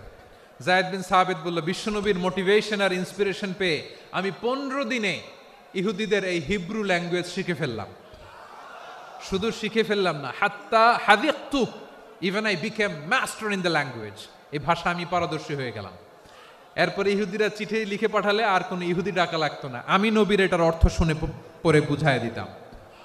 আবার ইহুদিদের কাছে চিঠি লেখা লাগলে আমি যায়েদ বিন সাবেত চিঠি লিখে দিতাম। সুবহানাল্লাহ। দেখেন, এত সাহাবীর মধ্য থেকে বিশ্বনবীর একাডেমিক প্রজেক্ট, ব্যক্তিগত সচিব, দোভাষী হিসেবে তিনি যায়েদ বিন সাবেতের মতো তরুণকে নির্বাচিত করেছেন। কেমন ট্যালেন্ট হান্টার ছিল আমার নবী! সুবহানাল্লাহ পড়বেন না? বিশ্বনবীর ইন্তেকালের পরে সাইয়েদনা আবু বকর রাদিয়াল্লাহু তাআলা আনহু যখন খলিফা হয়ে আসলেন, কোরআনকে সংকলনের দায়িত্ব দেয়া লাগবে, কোন সাহাবীকে দিবেন? সব সাহাবারা মিলে পরামর্শ করলেন। সাইয়েদনা আবু বকর, উমর সবাই মিলে এই বিশাল কোরআন সংকলনের গুরু দায়িত্ব বিশ্বনবীর ব্যক্তিগত সচিব, বিশ্বনবীর দোভাষী, বিশ্বনবীর সিলেক্ট করাই লোক যায়েদ ইবনে সাবেত রাদিয়াল্লাহু তাআলা আনহুকে দিয়েছে। এই যে আজকের যে কোরআন পড়েন, এটা আগে এরকম ছিল না।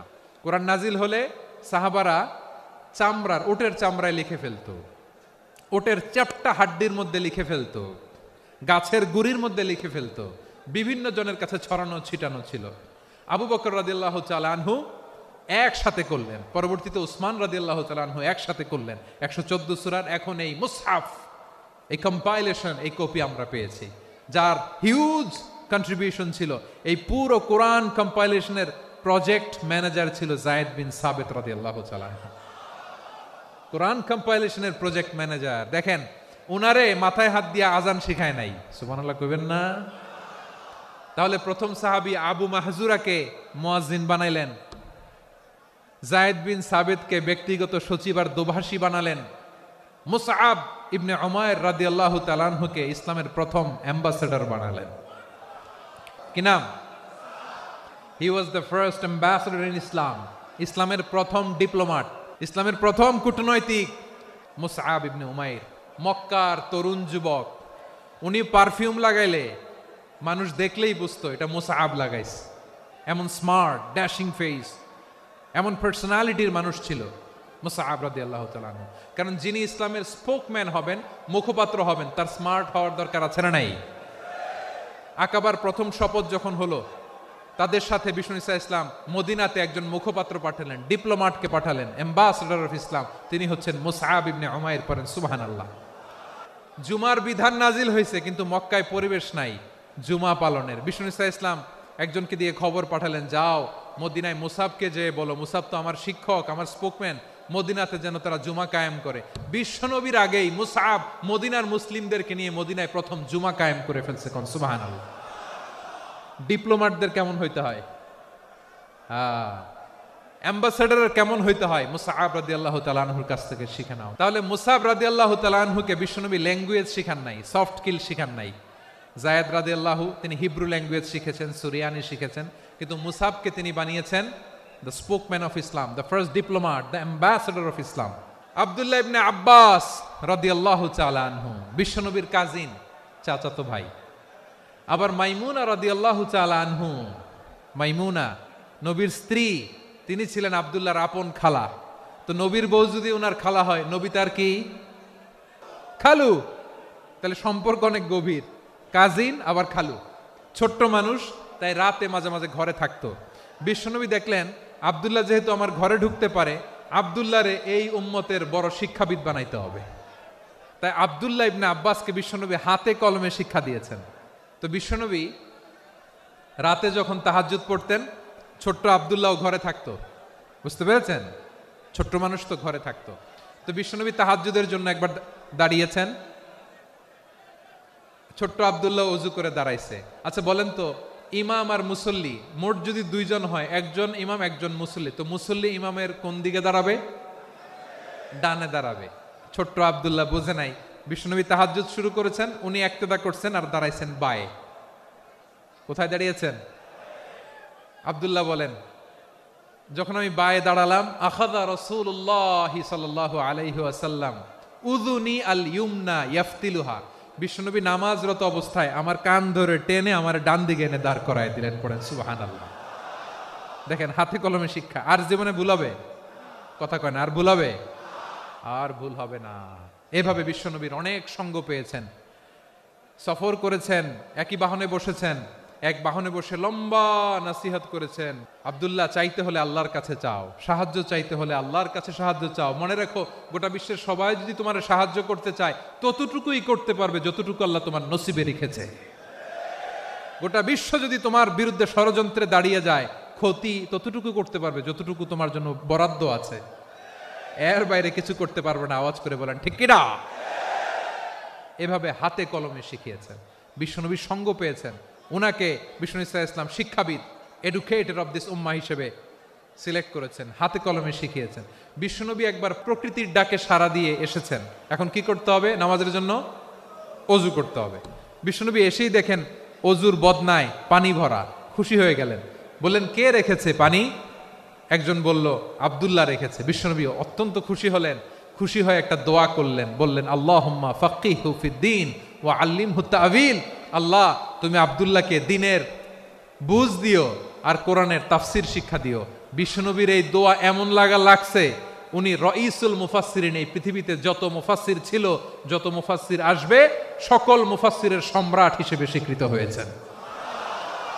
আব্দুল্লাহ ইবনে আব্বাস, বিশ্বনবী ওনারে আজান শিখান নাই, বিশ্বনবী ওনারে ল্যাঙ্গুয়েজ শিখান নাই, বিশ্বনবী ওনারে অ্যাম্বাসাডর বানান নাই, হাতে কলমে শিক্ষা দিয়েছেন।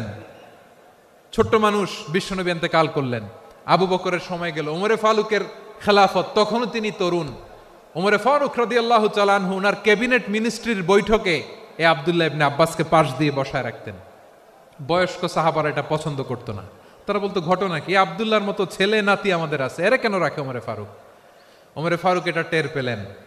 তিনি বুঝতে পারলেন যে ক্যাবিনেট মেম্বাররা এটা পছন্দ করে না, ছোট্ট আব্দুল্লাহরে কেন রাখি, কেন যে রাখি, এটা একদিন বুঝাবো। একদিন মিটিংয়ে তিনি সবাইকে বললেন, ইদা জাআ নাসরুল্লাহি ওয়াল ফাতহ। এই আয়াত দ্বারা উদ্দেশ্য কি বলেন তো মুরব্বী সাহাবীরা?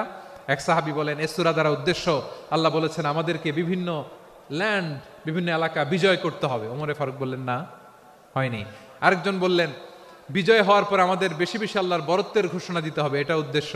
ওমরে ফারুক বললেন, না, হয় নাই। যারা জিজ্ঞেস করেন কেউ পারে না। সব শেষে বিশ্বনবী ছোট্ট আব্দুল্লাহরে বলেন, আব্দুল্লাহ, ইদা জাআ নাসরুল্লাহি ওয়াল ফাতহ, এর দ্বারা উদ্দেশ্য কি বলো তো? ছোট্ট আব্দুল্লাহ বলেন, হুয়া আজালু রাসূলিল্লাহ। এই আয়াত দ্বারা বিশ্বনবীর বিদায়কে উদ্দেশ্য নেওয়া হয়েছে। ওমরে ফারুক বললেন, হাযা হুয়া, এটাই তো সঠিক উত্তর, এটাই সঠিক তাফসীর এই আয়াতের। কারণ ইদা জাআ নাসরুল্লাহি ওয়াল ফাতহ, যখন আল্লাহর সাহায্য আর বিজয় আসবে, ওয়া রাআইতান নাসা ইয়াদখুলুনা ফি দীনিল্লাহি আফওয়াজা, আপনি দেখবেন দলে দলে, ঢলে ঢলে, বানের পানির মতো মানুষ ইসলামের দিকে ঢুকতেছে। ইসলামের বিজয় হয়েছে। তো ইসলামের বিজয়ের মিশন নিয়ে নবী আসছে, বিজয়ী যখন হয়ে গেছে, এখন তো নবীর বিদায় হবে। কোন সাহাবী এই সূক্ষ্ম কথাটা ধরতে পারে নাই, ওই আব্দুল্লাহ ছাড়া। আব্দুল্লাহ যখন উত্তর দিছে, সব সাহাবীদের টনক নড়েছে। এরপর থেকে কোনো ক্যাবিনেট মিটিং এ আর কোনো সাহাবারা কোনো প্রশ্ন করে নাই। আওয়াজ করে পড়েন সুবহানাল্লাহ। বিশ্বনবী আব্দুল্লাহ ইবনে আব্বাসকে দ্য এডুকেটর অফ দ্য উম্মাহ, উম্মার শিক্ষাবিদ হিসেবে গ্রহণ করেছেন। আওয়াজ করে পড়তে হবে আল্লাহু আকবার। সাহাবীদের নামগুলো মনে থাকবে? এক নম্বরে আবু মাহজুরা, মুয়াজ্জিন বানাইছেন। যায়েদ ইবনে সাবিত, দোভাষী, ট্রান্সলেটর অফ প্রফেট, এবং তিনি ছিলেন বিশ্বনবীর ব্যক্তিগত সচিব। মুসআব ইবনে উমাইর, the first ambassador and diplomat of Islam. আব্দুল্লাহ ইবনে আব্বাস, এই উম্মার সবচেয়ে বড় এডুকেটর, শিক্ষাবিদ। আরেকজন ছিল আব্দুল্লাহ ইবনে মাসউদ রাদিয়াল্লাহু তাআলা। দুই আব্দুল্লাহ, আব্বাস গেল, আরেকজন হচ্ছে মাসউদ। মক্কার তরুণ, ছাগল পালতো মুশরিকের। বিশ্বনবী আর আবু বকর রাদিয়াল্লাহু তাআলা আনহু একবার গেলেন, যে দেখে এই তরুণ দাঁড়ায় আছে। বিশ্বনবী বলেন, আমি খুব ক্ষুধার্ত, তোমার কাছে কি দুধ আছে ছাগলের? আব্দুল্লাহ আছে, ওয়ালাকিন আনা মুতামান, কিন্তু যে দুধ আছে এটা আমানতের, আমি দিতে পারবো না। বিশ্বনবী এইটা শুনেই তারা টার্গেট করে ফেলছে। আনা মুতামান, দুধ আছে কিন্তু এটা আমার মালিকের, আমি তো দরদ দেখায় আমার মালিকের দুধ, আপনি পথিক, আপনারে দিতে পারি না। বিশ্বনবী টার্গেট করে ফেলছেন, এরে আমার কাজে লাগাইতে হবে। বিশ্বনবী বললেন আচ্ছা ঠিক আছে, দুধ দিও না, কিন্তু এমন ছাগি আছে কিনা যেই ছাগির সাথে কোনো ছাগলের মিলন হয় নাই, তার ওলানে দুধও আসে নাই, বাচ্চাও নাই, এরকম ছাগির থেকে যদি আমি দুধ খাই তাহলে তো সমস্যা নাই। বলতেছে এরকম ছাগির থেকে দুধ খাইলে সমস্যা নাই, কারণ এরকম ছাগির ওলান থেকে দুধ আসবেও না। বলতেছে ঠিক আছে, এরকম একটা ছাগি নিয়ে আসা হলো। বিশ্বনবী বিসমিল্লাহ বলে ওই ছাগির ওলানে হাত দিলেন। হাত দিতে দেরি, পুরো ওলানটা দুধে ভরে যেতে দেরি হয় না। বিশ্বনবী আর আবু বকর রাদিয়াল্লাহু তাআলা আনহু দহন করে পেট ভরে খেলেন। এই দৃশ্য আব্দুল্লাহ ইবনে মাসউদের হৃদয়ে দাগ কাটলো। এই মুআজিজা দেখে তিনি বললেন আশহাদু আল্লা ইলাহা ইল্লাল্লাহ ওয়া আশহাদু আন্না মুহাম্মাদুর রাসূলুল্লাহ। তিনি ষষ্ঠ মুসলিম ছিলেন, 6 নম্বর মুসলমান। ওনাকে টার্গেট করে বিশ্বনবী দেখলেন এমন ইন্টেলেকচুয়াল ব্রেন, উনি সূক্ষ্ম সূক্ষ্ম জিনিস বুঝে বেশি, ফিকহি জ্ঞান ওনার মধ্যে বেশি। বিশ্বনবী ওনাকে কোরআনের জ্ঞান শিক্ষা দিতে লাগলেন। উনি বিশ্বনবী সবার কাছে কোরআন শোনায়, কিন্তু বিশ্বনবী নিজে আব্দুল্লাহ ইবনে মাসউদের কাছ থেকে কোরআন শুনতো। বিশ্বনবী একবার বললেন ইকরা আলাইয়া ইয়া মাসউদ। ইবনে মাসউদ একবার শোনাও তো কোরআন দেখি। আব্দুল্লাহ ইবনে মাসউদ বলে আকরাউ আলাইকা ওয়া আলাইকা উনজিল। নবী আপনার উপর কোরআন নাজিল হয় আর আমি আপনার সামনে কোরআন পড়ব। বিশ্বনবী বললেন ইন্নী উহিব্বু আন আসমাআহু মিন গায়রি। আমি নিজে পড়তে যেমনি ভালোবাসি, অন্যে পড়ুক আমি শুনবো, এটাও আমি ভালোবাসি। সূরা নিসা তিনি তেলাওয়াত করে শুনিয়েছেন।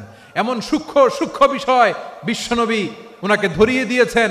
উনি হয়ে গিয়েছেন আব্দুল্লাহ ইবনে আব্বাস হয়েছেন রাইসুল মুফাসসিরিন, উনি হয়ে গিয়েছেন ফাকিহুল উম্মাহ। ওনার চাইতে বড় ফকি এই পৃথিবী আর দেখবে না। চিল্লায় বলেন সুবহানাল্লাহ। উনি বলতেন ওয়াল্লাহি ইল্লাযী লা ইলাহা গায়রু মা উনজিলাত সূরাতুন ইল্লা ওয়া আনা আ'লামু আইনা উনজিলাত ওয়া ফীমা উনজিলাত।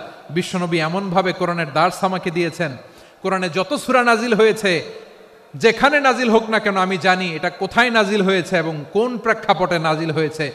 এমন একটা সূরা নাই যে সূরার কোথায় নাজিল হয়েছে আমি মাসুদের জানা নাই, কোন প্রেক্ষাপটে নাজিল হয়েছে আমার জানা নাই। এরকম ঘটবে না। চিল্লায় বলেন আল্লাহু আকবার। এই আব্দুল্লাহ ইবনে মাসউদ রাদিয়াল্লাহু তাআলা আনহু ওমর ফারুকের সময় কুফার চিফ জাস্টিস ছিলেন। কুফা নগরীর চিফ জাস্টিস। চিফ জাস্টিস বুঝেন নাই? বিচারপতি। কি ছিলেন? সবাই বলে নাই কি ছিলেন? বিচারপতি ছিলেন। এবং ওনার যে ফিকহি জ্ঞানের ধারা, এটাই আলকামা, ইব্রাহিম আন-নাখাই, হাম্মাদ ইবনে সুলাইমান হয়ে ইমাম আবু হানিফা পর্যন্ত পৌঁছেছে। এবং ওনার ফিকহি জ্ঞানের ধারাই হানাফি মাযহাবে অ্যাকসেপ্ট হয়েছে। আজও এগুলো হানাফি মাযহাবে চর্চিত হয়। হানাফি মাযহাবের সব ফিক আব্দুল্লাহ ইবনে মাসউদের ফিকহি জ্ঞানের ধারা থেকে নেওয়া হয়েছে। চিল্লায় পড়েন সুবহানাল্লাহ। তাহলে উনাকে বিশ্বনবী বানিয়েছেন জুরিস্ট, আইনবিদ, ফকিহ। উনারে আজান শিখান নাই। হিউম্যান রিসোর্স ডেভেলপমেন্ট কিভাবে করবেন, মানব সম্পদের উন্নয়ন কিভাবে করতে হয়, কিভাবে যার যেখানে প্রতিভা কাজে লাগাতে হয় উনি দেখিয়েছেন। সুবহানাল্লাহ পড়বেন না? খালিদ বিন ওয়ালিদ কি ছিলেন? বীর যোদ্ধা। কিন্তু তিনি ইসলাম ধর্ম গ্রহণ করেছেন অনেক দেরিতে, 8ম হিজরিতে। তার মানে 8ম হিজরির আগে উনি মুশরিকদের পক্ষে লড়াই করেছেন। ওনার হাতে কত মুসলিম সাহাবী যে নিহত হয়েছে হিসাব নাই। বিশ্বনবী টার্গেট করে রাখছে, তুমি আমাদের মুসলিমদের এত ক্ষতি করলা, তুমি যখন মুসলমান হবা তোমারে দিয়ে আমি এমন কাম করামু যে এটা আর কেউ করতে পারবে না। খালিদ বিন ওয়ালিদ রাদিয়াল্লাহু তাআলা আনহু 8ম হিজরিতে মুসলিম হয়েছেন, মক্কা বিজয়ের আগে। তো মক্কা বিজয়ের আগে যখন মুসলিম হয়েছেন, এর আগে কি করছেন? কাফিরদের সাথে যুদ্ধ করেছেন। উনি উহুদের যুদ্ধে মুসলমানদের যে পরাজয় ভাব, কঠিন পরিস্থিতির মুখোমুখি ওনার কারণে পেছন থেকে এমন আতর্কিত আক্রমণ করেছেন, মুসলমানদেরকে কচুকাটা করেছেন। 8ম হিজরিতে আল্লাহ তাআলা হেদায়েতের নূর দিয়ে ওনার হৃদয়টাকে উজালা করে দিলেন। লা ইলাহা এটা এমন বাণী যার হৃদয়ে একবার টাচ খাবে, এইটা থেকে সে আর পালিয়ে বেড়াতে পারে। ঝিনুকের ভেতর লুকিয়ে থাকে যেমন মতি, ঝিনুকের ভেতর লুকিয়ে থাকে যেমন মতি, কলমা শাহাদাতে আছে আল্লাহর জ্যোতি, কলমা শাহাদাতে আছে আল্লাহর জ্যোতি। ঠিক কিনা বলেন? মক্কা বিজয়ের আগে মুসলিম হলেন, হওয়ার পরেই বিশ্বনবীর টার্গেট ফুলফিল হলো। ওই যে টার্গেট করে রেখেছেন আর দোয়া করেছেন, খালিদ বিন ওয়ালিদ যদি মুসলিম হয় তাকে আমি মিলিটারি চিফ বানাবো। ওনাকে আজান শিখান নাই, ওনারে কান ধইরা নামাজের এই মাথা থেকে ওই মাথা আনান নাই, ফিকহি কোরআনের সূক্ষ্ম তাফসীর ওনারে শিখান নাই, অ্যাম্বাসেডর বানান নাই। বিষ্ণু ইসলাম উনাকে সামরিক অভিযানে প্রেরণ করেছেন। সামরিক অভিযানে তিনি প্রেরণ করেছেন। উনার জীবদ্দশায় উনার নেতৃত্বে যতগুলো যুদ্ধ হয়েছে একটা যুদ্ধেও তিনি পরাজয় বরণ করেন নাই। ওমরে ফারুকের সময়কালে তিনি চিফ অফ মুসলিম মিলিটারি মানে মুসলিম সেনাপতি হয়েছেন। তাহলে কিভাবে হিউম্যান রিসোর্স ব্যবহার করতে হয় গোটা বিশ্ব আমার নবীর কাছ থেকে শিখে নাও। খালিদ বিন ওয়ালিদ, ওনাকে বিশ্বনবী একটা উপাধি দিয়েছেন।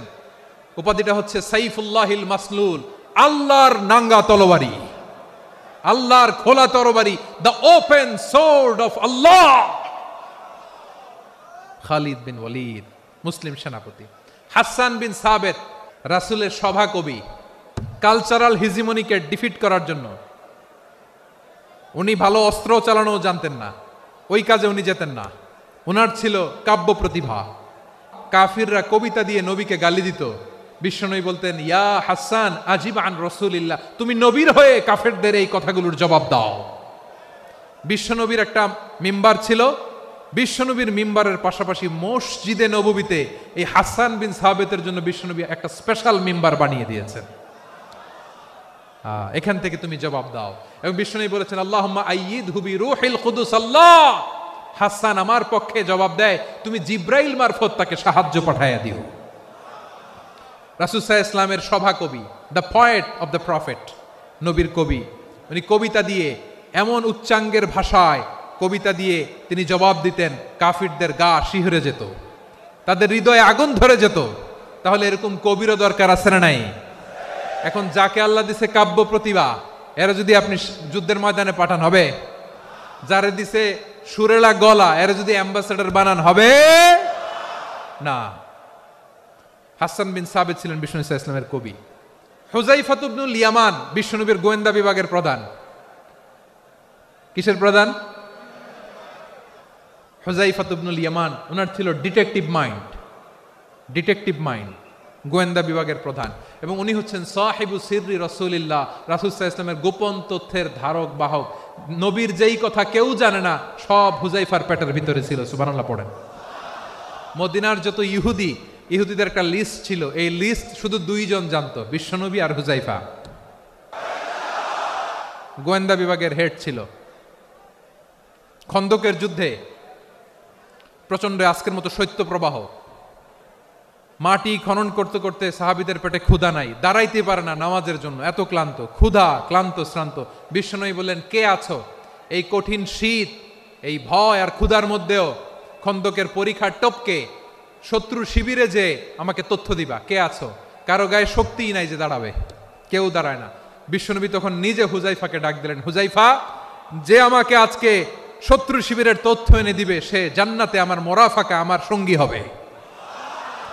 হুযায়ফা রাদিয়াল্লাহু ইবনুল ইয়ামান জীবনের ঝুঁকি নিয়ে এই ক্ষুধা, শৈত্য প্রবাহ, কোল্ড ওয়েভসকে উপেক্ষা করে পরীক্ষা টপকে শত্রু শিবিরে যে সবার কথাগুলো চুপে চুপে শুনে বিশ্বনবীর দরবারে এসে গোয়েন্দাদের মতো তথ্য সরবরাহ করেছে। বিশ্বনবীর গোয়েন্দা বিভাগের প্রধান হুযায়ফা ইবনুল ইয়ামান ইন্টেলিজেন্স বিভাগ চালাতেন। মুনাফিকদের নাম ওনার কাছে ছিল। মুআয ইবনে জাবাল মদিনা রাষ্ট্রের সবচেয়ে সিনিয়র আমলা ছিলেন। আমলাতন্ত্র চিনেন তো? প্রশাসনিক কাজ যারা চালায়, অ্যাডমিনিস্ট্রেশন বুঝেন না? The department of administration. মদিনার রাষ্ট্রের সিনিয়র আমলা মুআয ইবনে জাবাল মুতাখাসসিসুন ফিল হালাল ওয়াল হারাম, হালাল হারামের স্পেশালিস্ট ছিলেন। বিশ্বনবী উনাকে ইয়ামানের গভর্নর করে পাঠিয়েছেন। বলেছেন, ইন্নাকা তা'তি কওমান আহলা কিতাব, এমন গোষ্ঠীর কাছে যাবা এরা ইহুদি নাসারা, আগে শাহাদা পড়লে এরপরে নামাজের দাওয়াত দিও, নামাজ পড়লে যাকাতের দাওয়াত দিও। গভর্নরের অ্যাটিটিউড যেমন থাকে তেমন অ্যাটিটিউড ধরে রেখো। সুবহানাল্লাহ পড়েন। তাহলে মুআয ইবনে জাবালকে দিয়ে বিশ্বনবী কবিতা লেখায় নাই, চিঠি লেখায় নাই, আজান দেওয়ায় নাই। সুবহানাল্লাহ পড়বেন না? সব শেষ সাহাবী বলি আবু হুরায়রা রাদিয়াল্লাহু তাআলা আনহু, বিড়ালের বাবা, কি করতেন? খালি হাদিস মুখস্থ করতেন। উনি বলতেন, আলজামু রাসূলুল্লাহ আলা মিল ইবাতনি, আমার শুধু পেটের ক্ষুধার বন্দোবস্ত হইলে আমি নবীর সঙ্গ ছাড়তাম না। আমার আনসার সাহাবারা ক্ষেত খামারের কাজ করত, আমার মুহাজির সাহাবারা ব্যবসা করত, আর আমি নবীর সাথে সাথে থাকতাম। শুধু সকাল বিকাল 2 বেলা যদি আমার খাবারের বন্দোবস্ত হয়, আমি আর নবীর লক ছাড়ি না। সুবহানাল্লাহ কইবেন না? 5374টা হাদিস তিনি বর্ণনা করেছেন। সবচেয়ে বেশি হাদিস বর্ণনাকারী সাহাবী। হাদিস প্রিজার্ভেশনের কাজে বিশ্বনবী ওনাকে কাজে লাগিয়েছেন। উনি একদিন বলেন, ইয়া রাসূলুল্লাহ আসমাউ মিনকা কাসীরান ফালা আহফাজু। নবী অনেক কথা শুনি, আমার মনে থাকে না। বিষ্ণু বললেন, তাই? উবসুত রিদাক, তোমার চাদরটা বিছাও। আবু হুরায়রা বিছালেন, বিশ্বনবী হাত বুলায় দিলেন, এরপরে অনেক হাদিস বর্ণনা করলেন। আবু হুরায়রা বলে, তারপর থেকে বিশ্বনবী যাই বর্ণনা করে আমি শুনি আর একটাও বলি না। এখন সুবহানাল্লাহ। বিশ্বনবী ওনাকে হাদিস প্রিজার্ভেশন, নবীর এই যে লক্ষ্য হাদিস প্রিজার্ভেশনের এই দায়িত্ব দিয়েছেন সাইয়েদনা আবু হুরায়রা রাদিয়াল্লাহু তাআলা আনহুকে। প্রিয় ভাইরা, তাহলে 10 জন সাহাবীর কথা যে বললাম, আপনারা কি খেয়াল করেছেন কত বড় ট্যালেন্ট হান্টার, চৌকস ট্যালেন্ট হান্টার ছিল আমার নবী। এক একজনের এক এক ট্যালেন্ট, এক এক কাজে অ্যাসাইন করেছেন, এক একজনকে এক এক দায়িত্ব দিয়েছেন, এক একজনের প্রতিভাকে এক একভাবে বিকশিত হওয়ার সুযোগ দিয়েছেন। আওয়াজ করে বলেন ঠিক কি না? এখন আমার পর্দার আড়ালে আমার মায়েরা বলবে, এতগুলো পুরুষ সাহাবীর কথা বললো, নারী সাহাবীরা কি কিছু করে নাই? হ্যাঁ, একজন নারী সাহাবীর কথা বলে মোনাজাত হবে, দোয়া ছাড়া কেউ যাব না। রুফাইদা আল আসলামিয়া রাদিয়াল্লাহু তাআলা আনহা, ওনার বাবার নাম সাআদ আল আসলামি। বিশ্বনবী কি খেয়াল করলেন দেখেন, সাআদ ছিল মদিনার বড় ডাক্তার। এই নারী সাহাবী রুফাইদা বাবার কাছ থেকে চিকিৎসা বিদ্যা শিখেছেন। যখন শিখছে, বিশ্বনবী দেখলেন আমার তো প্রতি সপ্তাহে সপ্তাহে যুদ্ধে আহত সাহাবীদের সেবা দিবে কে? বিশ্বনবী রুফাইদাকে বললেন, রুফাইদা তুমি মসজিদে নববীর পাশে একটা মেডিকেল ক্যাম্প করো। এই যে সাকিনা আদ্দিন মেডিকেলের আমার ছাত্রী বন্ধুরা, শুনে রাখো, তোমাদের আইকন হচ্ছে এই রুফাইদা আল আসলামিয়া। বিশ্বনবীর ডিরেকশন অনুযায়ী তিনি মসজিদে নববীর পাশে একটা মেডিকেল ক্যাম্প করলেন এবং আহত সাহাবাদের চিকিৎসা উনি ওনার টিম নিয়ে দিতেন।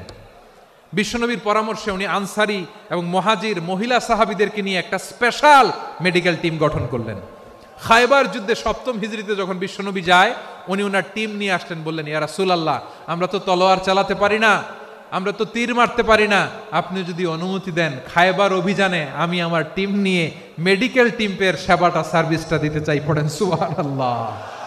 বিশ্বনবী অনুমতি দিলেন, যোদ্ধা সাহাবীদের সাথে রুফাইদা আল আসলামিয়া উনিও মেডিকেল টিম নিয়ে অগ্রসর হলেন।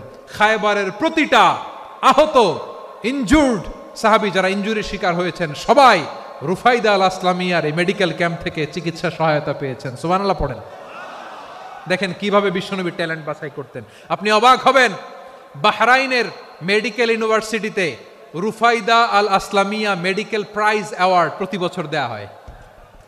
যদি 8 দিনের এই মেডিকেল, আমার বোনেরা যদি জেনে থাকো জানো, না হলে নতুন করে জানো, সার্চ দিও, রুফাইদা আল আসলামিয়া মেডিকেল অ্যাওয়ার্ড বাহরাইনের ইউনিভার্সিটিতে দেয়া হয়। প্রিয় ভাইয়েরা, তাহলে আলোচনার সামারি আমরা করি।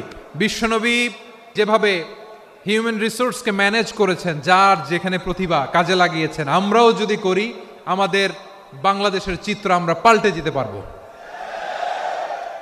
আমরা শুরুতে শুনেছি মানুষের আছে অসীম সম্ভাবনা, প্রতিটা মানুষ অনন্য, যত্ন নিলে, যথাযথ পরিচর্যা করলে মানুষ বিশ্ব জয় করতে পারে, ঠিক কিনা? আমাদের হাফেজে কোরআনের সামনে দাঁড়াতে পারে এমন কোনো হাফেজে কোরআন আল্লাহর জমিনে জন্ম হয় নাই। গোটা বিশ্ব কাঁপিয়ে তারা সেরা, আমাদের ক্রিকেটাররা সেরা, আমাদের তৈরি পোশাক শিল্প সেরা, এরকম অনেক অনেক সেরা জিনিস আছে, আমরা এগুলোরে নার্চারিং করতে পারি নাই, পরিচর্যা করতে পারি নাই, সঠিক তারবিয়াতের অভাব। তাহলে মানুষের অসীম সম্ভাবনাকে কাজে লাগাতে হবে, ঠিক কিনা বলেন? ইউনুস গভর্নমেন্টকে আমি বলবো, অল্প সময়ের জন্য আপনারা এসেছেন, সংস্কারও করতে হবে, আবার নির্বাচনও করতে হবে। সব সংস্কার হতে করতে পারবেন না, যতটুকু পারবেন এর মধ্যে আমাদের যে হিউজ ম্যান পাওয়ার, আমাদের যে মানব সম্পদ, হিউম্যান রিসোর্স, এটাকে ডেভেলপ করে আপনাদের যেতে হবে। যেটা পারবেন না সেটাকে পরবর্তী নির্বাচিত গভর্নমেন্টের কাছে রেখে যেতে হবে, যে তারা যেন করে, তাদের কাছে আপনারা এটা রেখে যাবেন। তাহলে মানুষ চাইলে বিশ্ব জয় করতে পারে, আর মানুষকে হারাতে পারে কেউ? আল্লাহ আমাদেরকে জনসংখ্যা দিয়েছেন প্রিয় ভাইয়েরা, এই জনসংখ্যা অনেক বড় সম্পদ, এটা আমাদের জন্য অভিশাপ নয়, আশীর্বাদ। আমাদের জনসংখ্যাকে যদি আমরা জনশক্তিতে রূপান্তর করতে পারি, আজকে বাংলাদেশ যে অবস্থানে দাঁড়িয়ে আছে, বাংলাদেশ তার 20 গুণ উন্নতির শিখরে চলে যাবে। চিল্লায় বলো ঠিক কিনা? আমাদের শ্রমিক ভাইয়েরা বাইরে কাজ করে, আমাদের শ্রমজীবী ভাইয়েরা, প্রবাসীরা, তাদের ব্যাপারে গুরুত্ব দিতে হবে। আমাদের শ্রমের দাম সবচেয়ে কম, সবচেয়ে কম। তারা এম্বাসিতে গুরুত্ব পায় না, এয়ারপোর্টে গুরুত্ব পায় না। এই সরকার অবশ্য তাদেরকে অনেক গুরুত্ব দিচ্ছে। আমাদের অদক্ষ শ্রমিককে যখন আমরা দুবাই পাঠাই, অল্প বেতন পায়, কিন্তু ইন্ডিয়ানরা দক্ষ শ্রমিক পাঠাইলে তার 3 গুণ বেতন পায়। আমরা আমাদের শ্রমিকদেরকে অদক্ষ ভাবে আর পাঠাতে চাই না, দক্ষ শ্রমিক পাঠিয়ে আমরা রেমিটেন্সের বন্যা বইয়ে দেব। তাদেরকে সবচেয়ে গুরুত্ব দিতে হবে। আমরা পেয়েছি ফ্রিডম ফাইটার, মুক্তিযোদ্ধা, আর আমার প্রবাসী ভাইরা হচ্ছে রেমিটেন্স ফাইটার। জোরে বলো ঠিক কিনা? তাহলে আমাদের এই জনশক্তিকে জনসম্পদে ট্রান্সফর্ম করতে হবে। সরকার জনগণকে এভাবে পলিশ করতে হবে। মা বাবারা ছেলে মেয়েদের মধ্যে কার কোন যোগ্যতা তাকে ওইভাবে কাজে লাগাতে হবে। সবার এ প্লাস পাওয়ার কোনো দরকার নাই। আমাদের দেশে একটা টেন্ডেন্সি আছে, পরীক্ষায় এ প্লাস না পাইলে কই তুই কি করলি, পাশের বাড়ির ছেলে এ প্লাস পাইছে, যা ওর পা ধোয়া পানি খা। খাওয়া নাই, এগুলার খাওয়া নাই। ওরে আল্লাহ এ প্লাস পাওয়ার জন্য বানাইছে, আর আপনার ছেলেকে এই এ প্লাস গুলারে নিয়ন্ত্রণ করার জন্য আল্লাহ বানাইছে। ওকে দিয়ে আল্লাহ কি করবে আপনি জানেনই না। একটা এ প্লাস, একটা এ গ্রেড একটা মানুষের জীবনকে ঠিক করে দিতে পারে না। আপনার ছেলেকে আল্লাহ অন্যদিকে যোগ্যতা দিয়েছে। ওদের মনোবল ভাঙবেন না, খবরদার। যাকে দিয়ে যেটা হবে তাকে দিয়ে সেটা করতে হবে, তার প্রতিভাকে সেভাবে কাজে লাগাতে হবে। তাহলে আমাদের এই জনসংখ্যা জনসম্পদে রূপান্তরিত হবে। আমাদের সরকারের তত্ত্বাবধানে আমাদের 18 কোটি জনগণ দক্ষ জনশক্তিতে রূপান্তরিত হোক। আমরা চাই কি চাই না? আমরা ভালো মানুষ, শ্রেষ্ঠ মানুষ হতে চাই কি চাই না? ওই জাপানিজদের মতো সৎ, ওই ইউরোপিয়ানদের মতো কালচার্ড। আমাদেরকে আল্লাহ তাআলা কোরআন সুন্নাহ অনেক কিছু দিয়েছেন। যেহেতু বর্তমানে আমরা দেখছি তারা সৎ, তাদের মধ্যে ভ্যালিউ আছে, সেগুলো আমাদের মধ্যে আনার দরকার আছে না নাই? আর ইসলাম দিয়ে আমাদের জীবনকে সাজাতে হবে। ইসলাম দিয়ে আমার পরিবারকে সাজাতে হবে। ইসলাম থেকে, কোরআন থেকে প্রেসক্রিপশন না নিলে জীবন সুন্দর হবে না। কোরআন থেকে প্রেসক্রিপশন না নিলে সমাজ সুন্দর হবে না। কোরআনের প্রেসক্রিপশন না মানলে রাষ্ট্র সুন্দর হবে না। কোরআনের প্রেসক্রিপশন অ্যাপ্লাই না করলে শুধু দুর্নীতি দমন কমিশন দিয়ে দুর্নীতি বন্ধ করা যাবে না। এজন্য কোরআনের আইন আমরা চাই কি চাই না? প্রিয় ভাইয়েরা, হিউম্যান রিসোর্স ডেভেলপমেন্ট, মানব সম্পদের উন্নয়ন, আমাদের সরকার যেন এদিকে নজর দেয়। আমরা যেন এই ব্যাপারে যত্নবান হয়ে উঠি। যাকে আল্লাহ যে যোগ্যতা দিয়েছে, এই যোগ্যতা দিয়ে আমরা যেন ইসলামের জন্য, দেশের জন্য কাজ করি। আমরা যেন আমাদের স্কিল ডেভেলপ করি, আমাদের পটেনশিয়ালকে ডেভেলপ করি। মোরালিটি, ভ্যালিউজ নিয়ে শায়েখ আহমদুল্লাহ আলোচনা করেছেন। এগুলো দিয়ে যেন আমরা আমাদেরকে সাজাই। আল্লাহ তাআলা আমাদের দেশকে তুমি নিরাপদ করো, আমরা পড়ি আমিন। আল্লাহ আমার 18 কোটি জনগণকে তুমি জনশক্তিতে রূপান্তরিত করো, আমিন। আল্লাহ আমরা হাতে হাত রেখে, কাঁধে কাঁধ মিলিয়ে ভাই ভাইয়ে যেন এই দেশকে গড়তে পারি, আল্লাহ তুমি তৌফিক দান করো, আমরা পড়ি আমিন। আসুন আমরা আমাদের জনসংখ্যাকে জনসম্পদে ট্রান্সফর্ম করি। আমাদের জনসংখ্যাকে আমরা যেন জনশক্তিতে রূপান্তরিত করি। জনসংখ্যাকে ট্রান্সফর্ম করে জনশক্তি দিয়ে আমরা যেন আগামীর বাংলাদেশ, স্বাধীন বাংলাদেশ 2.0 কে গড়ে তুলি। আল্লাহ তাআলা আমাদের সবাইকে কথাগুলো বোঝার, আমল করার তৌফিক দান করুন। হাযা মা ইনদি ওয়াল ইলমু ইনদাল্লাহ আলাইহি তাওয়াক্কালতু ওয়া ইলাইহি উনীব। সুবহানাকাল্লাহুম্মা বিহামদিকা আশহাদু আল্লা ইলাহা ইল্লা আনতা আস্তাগফিরুকা ওয়া আতুবু ইলাইক।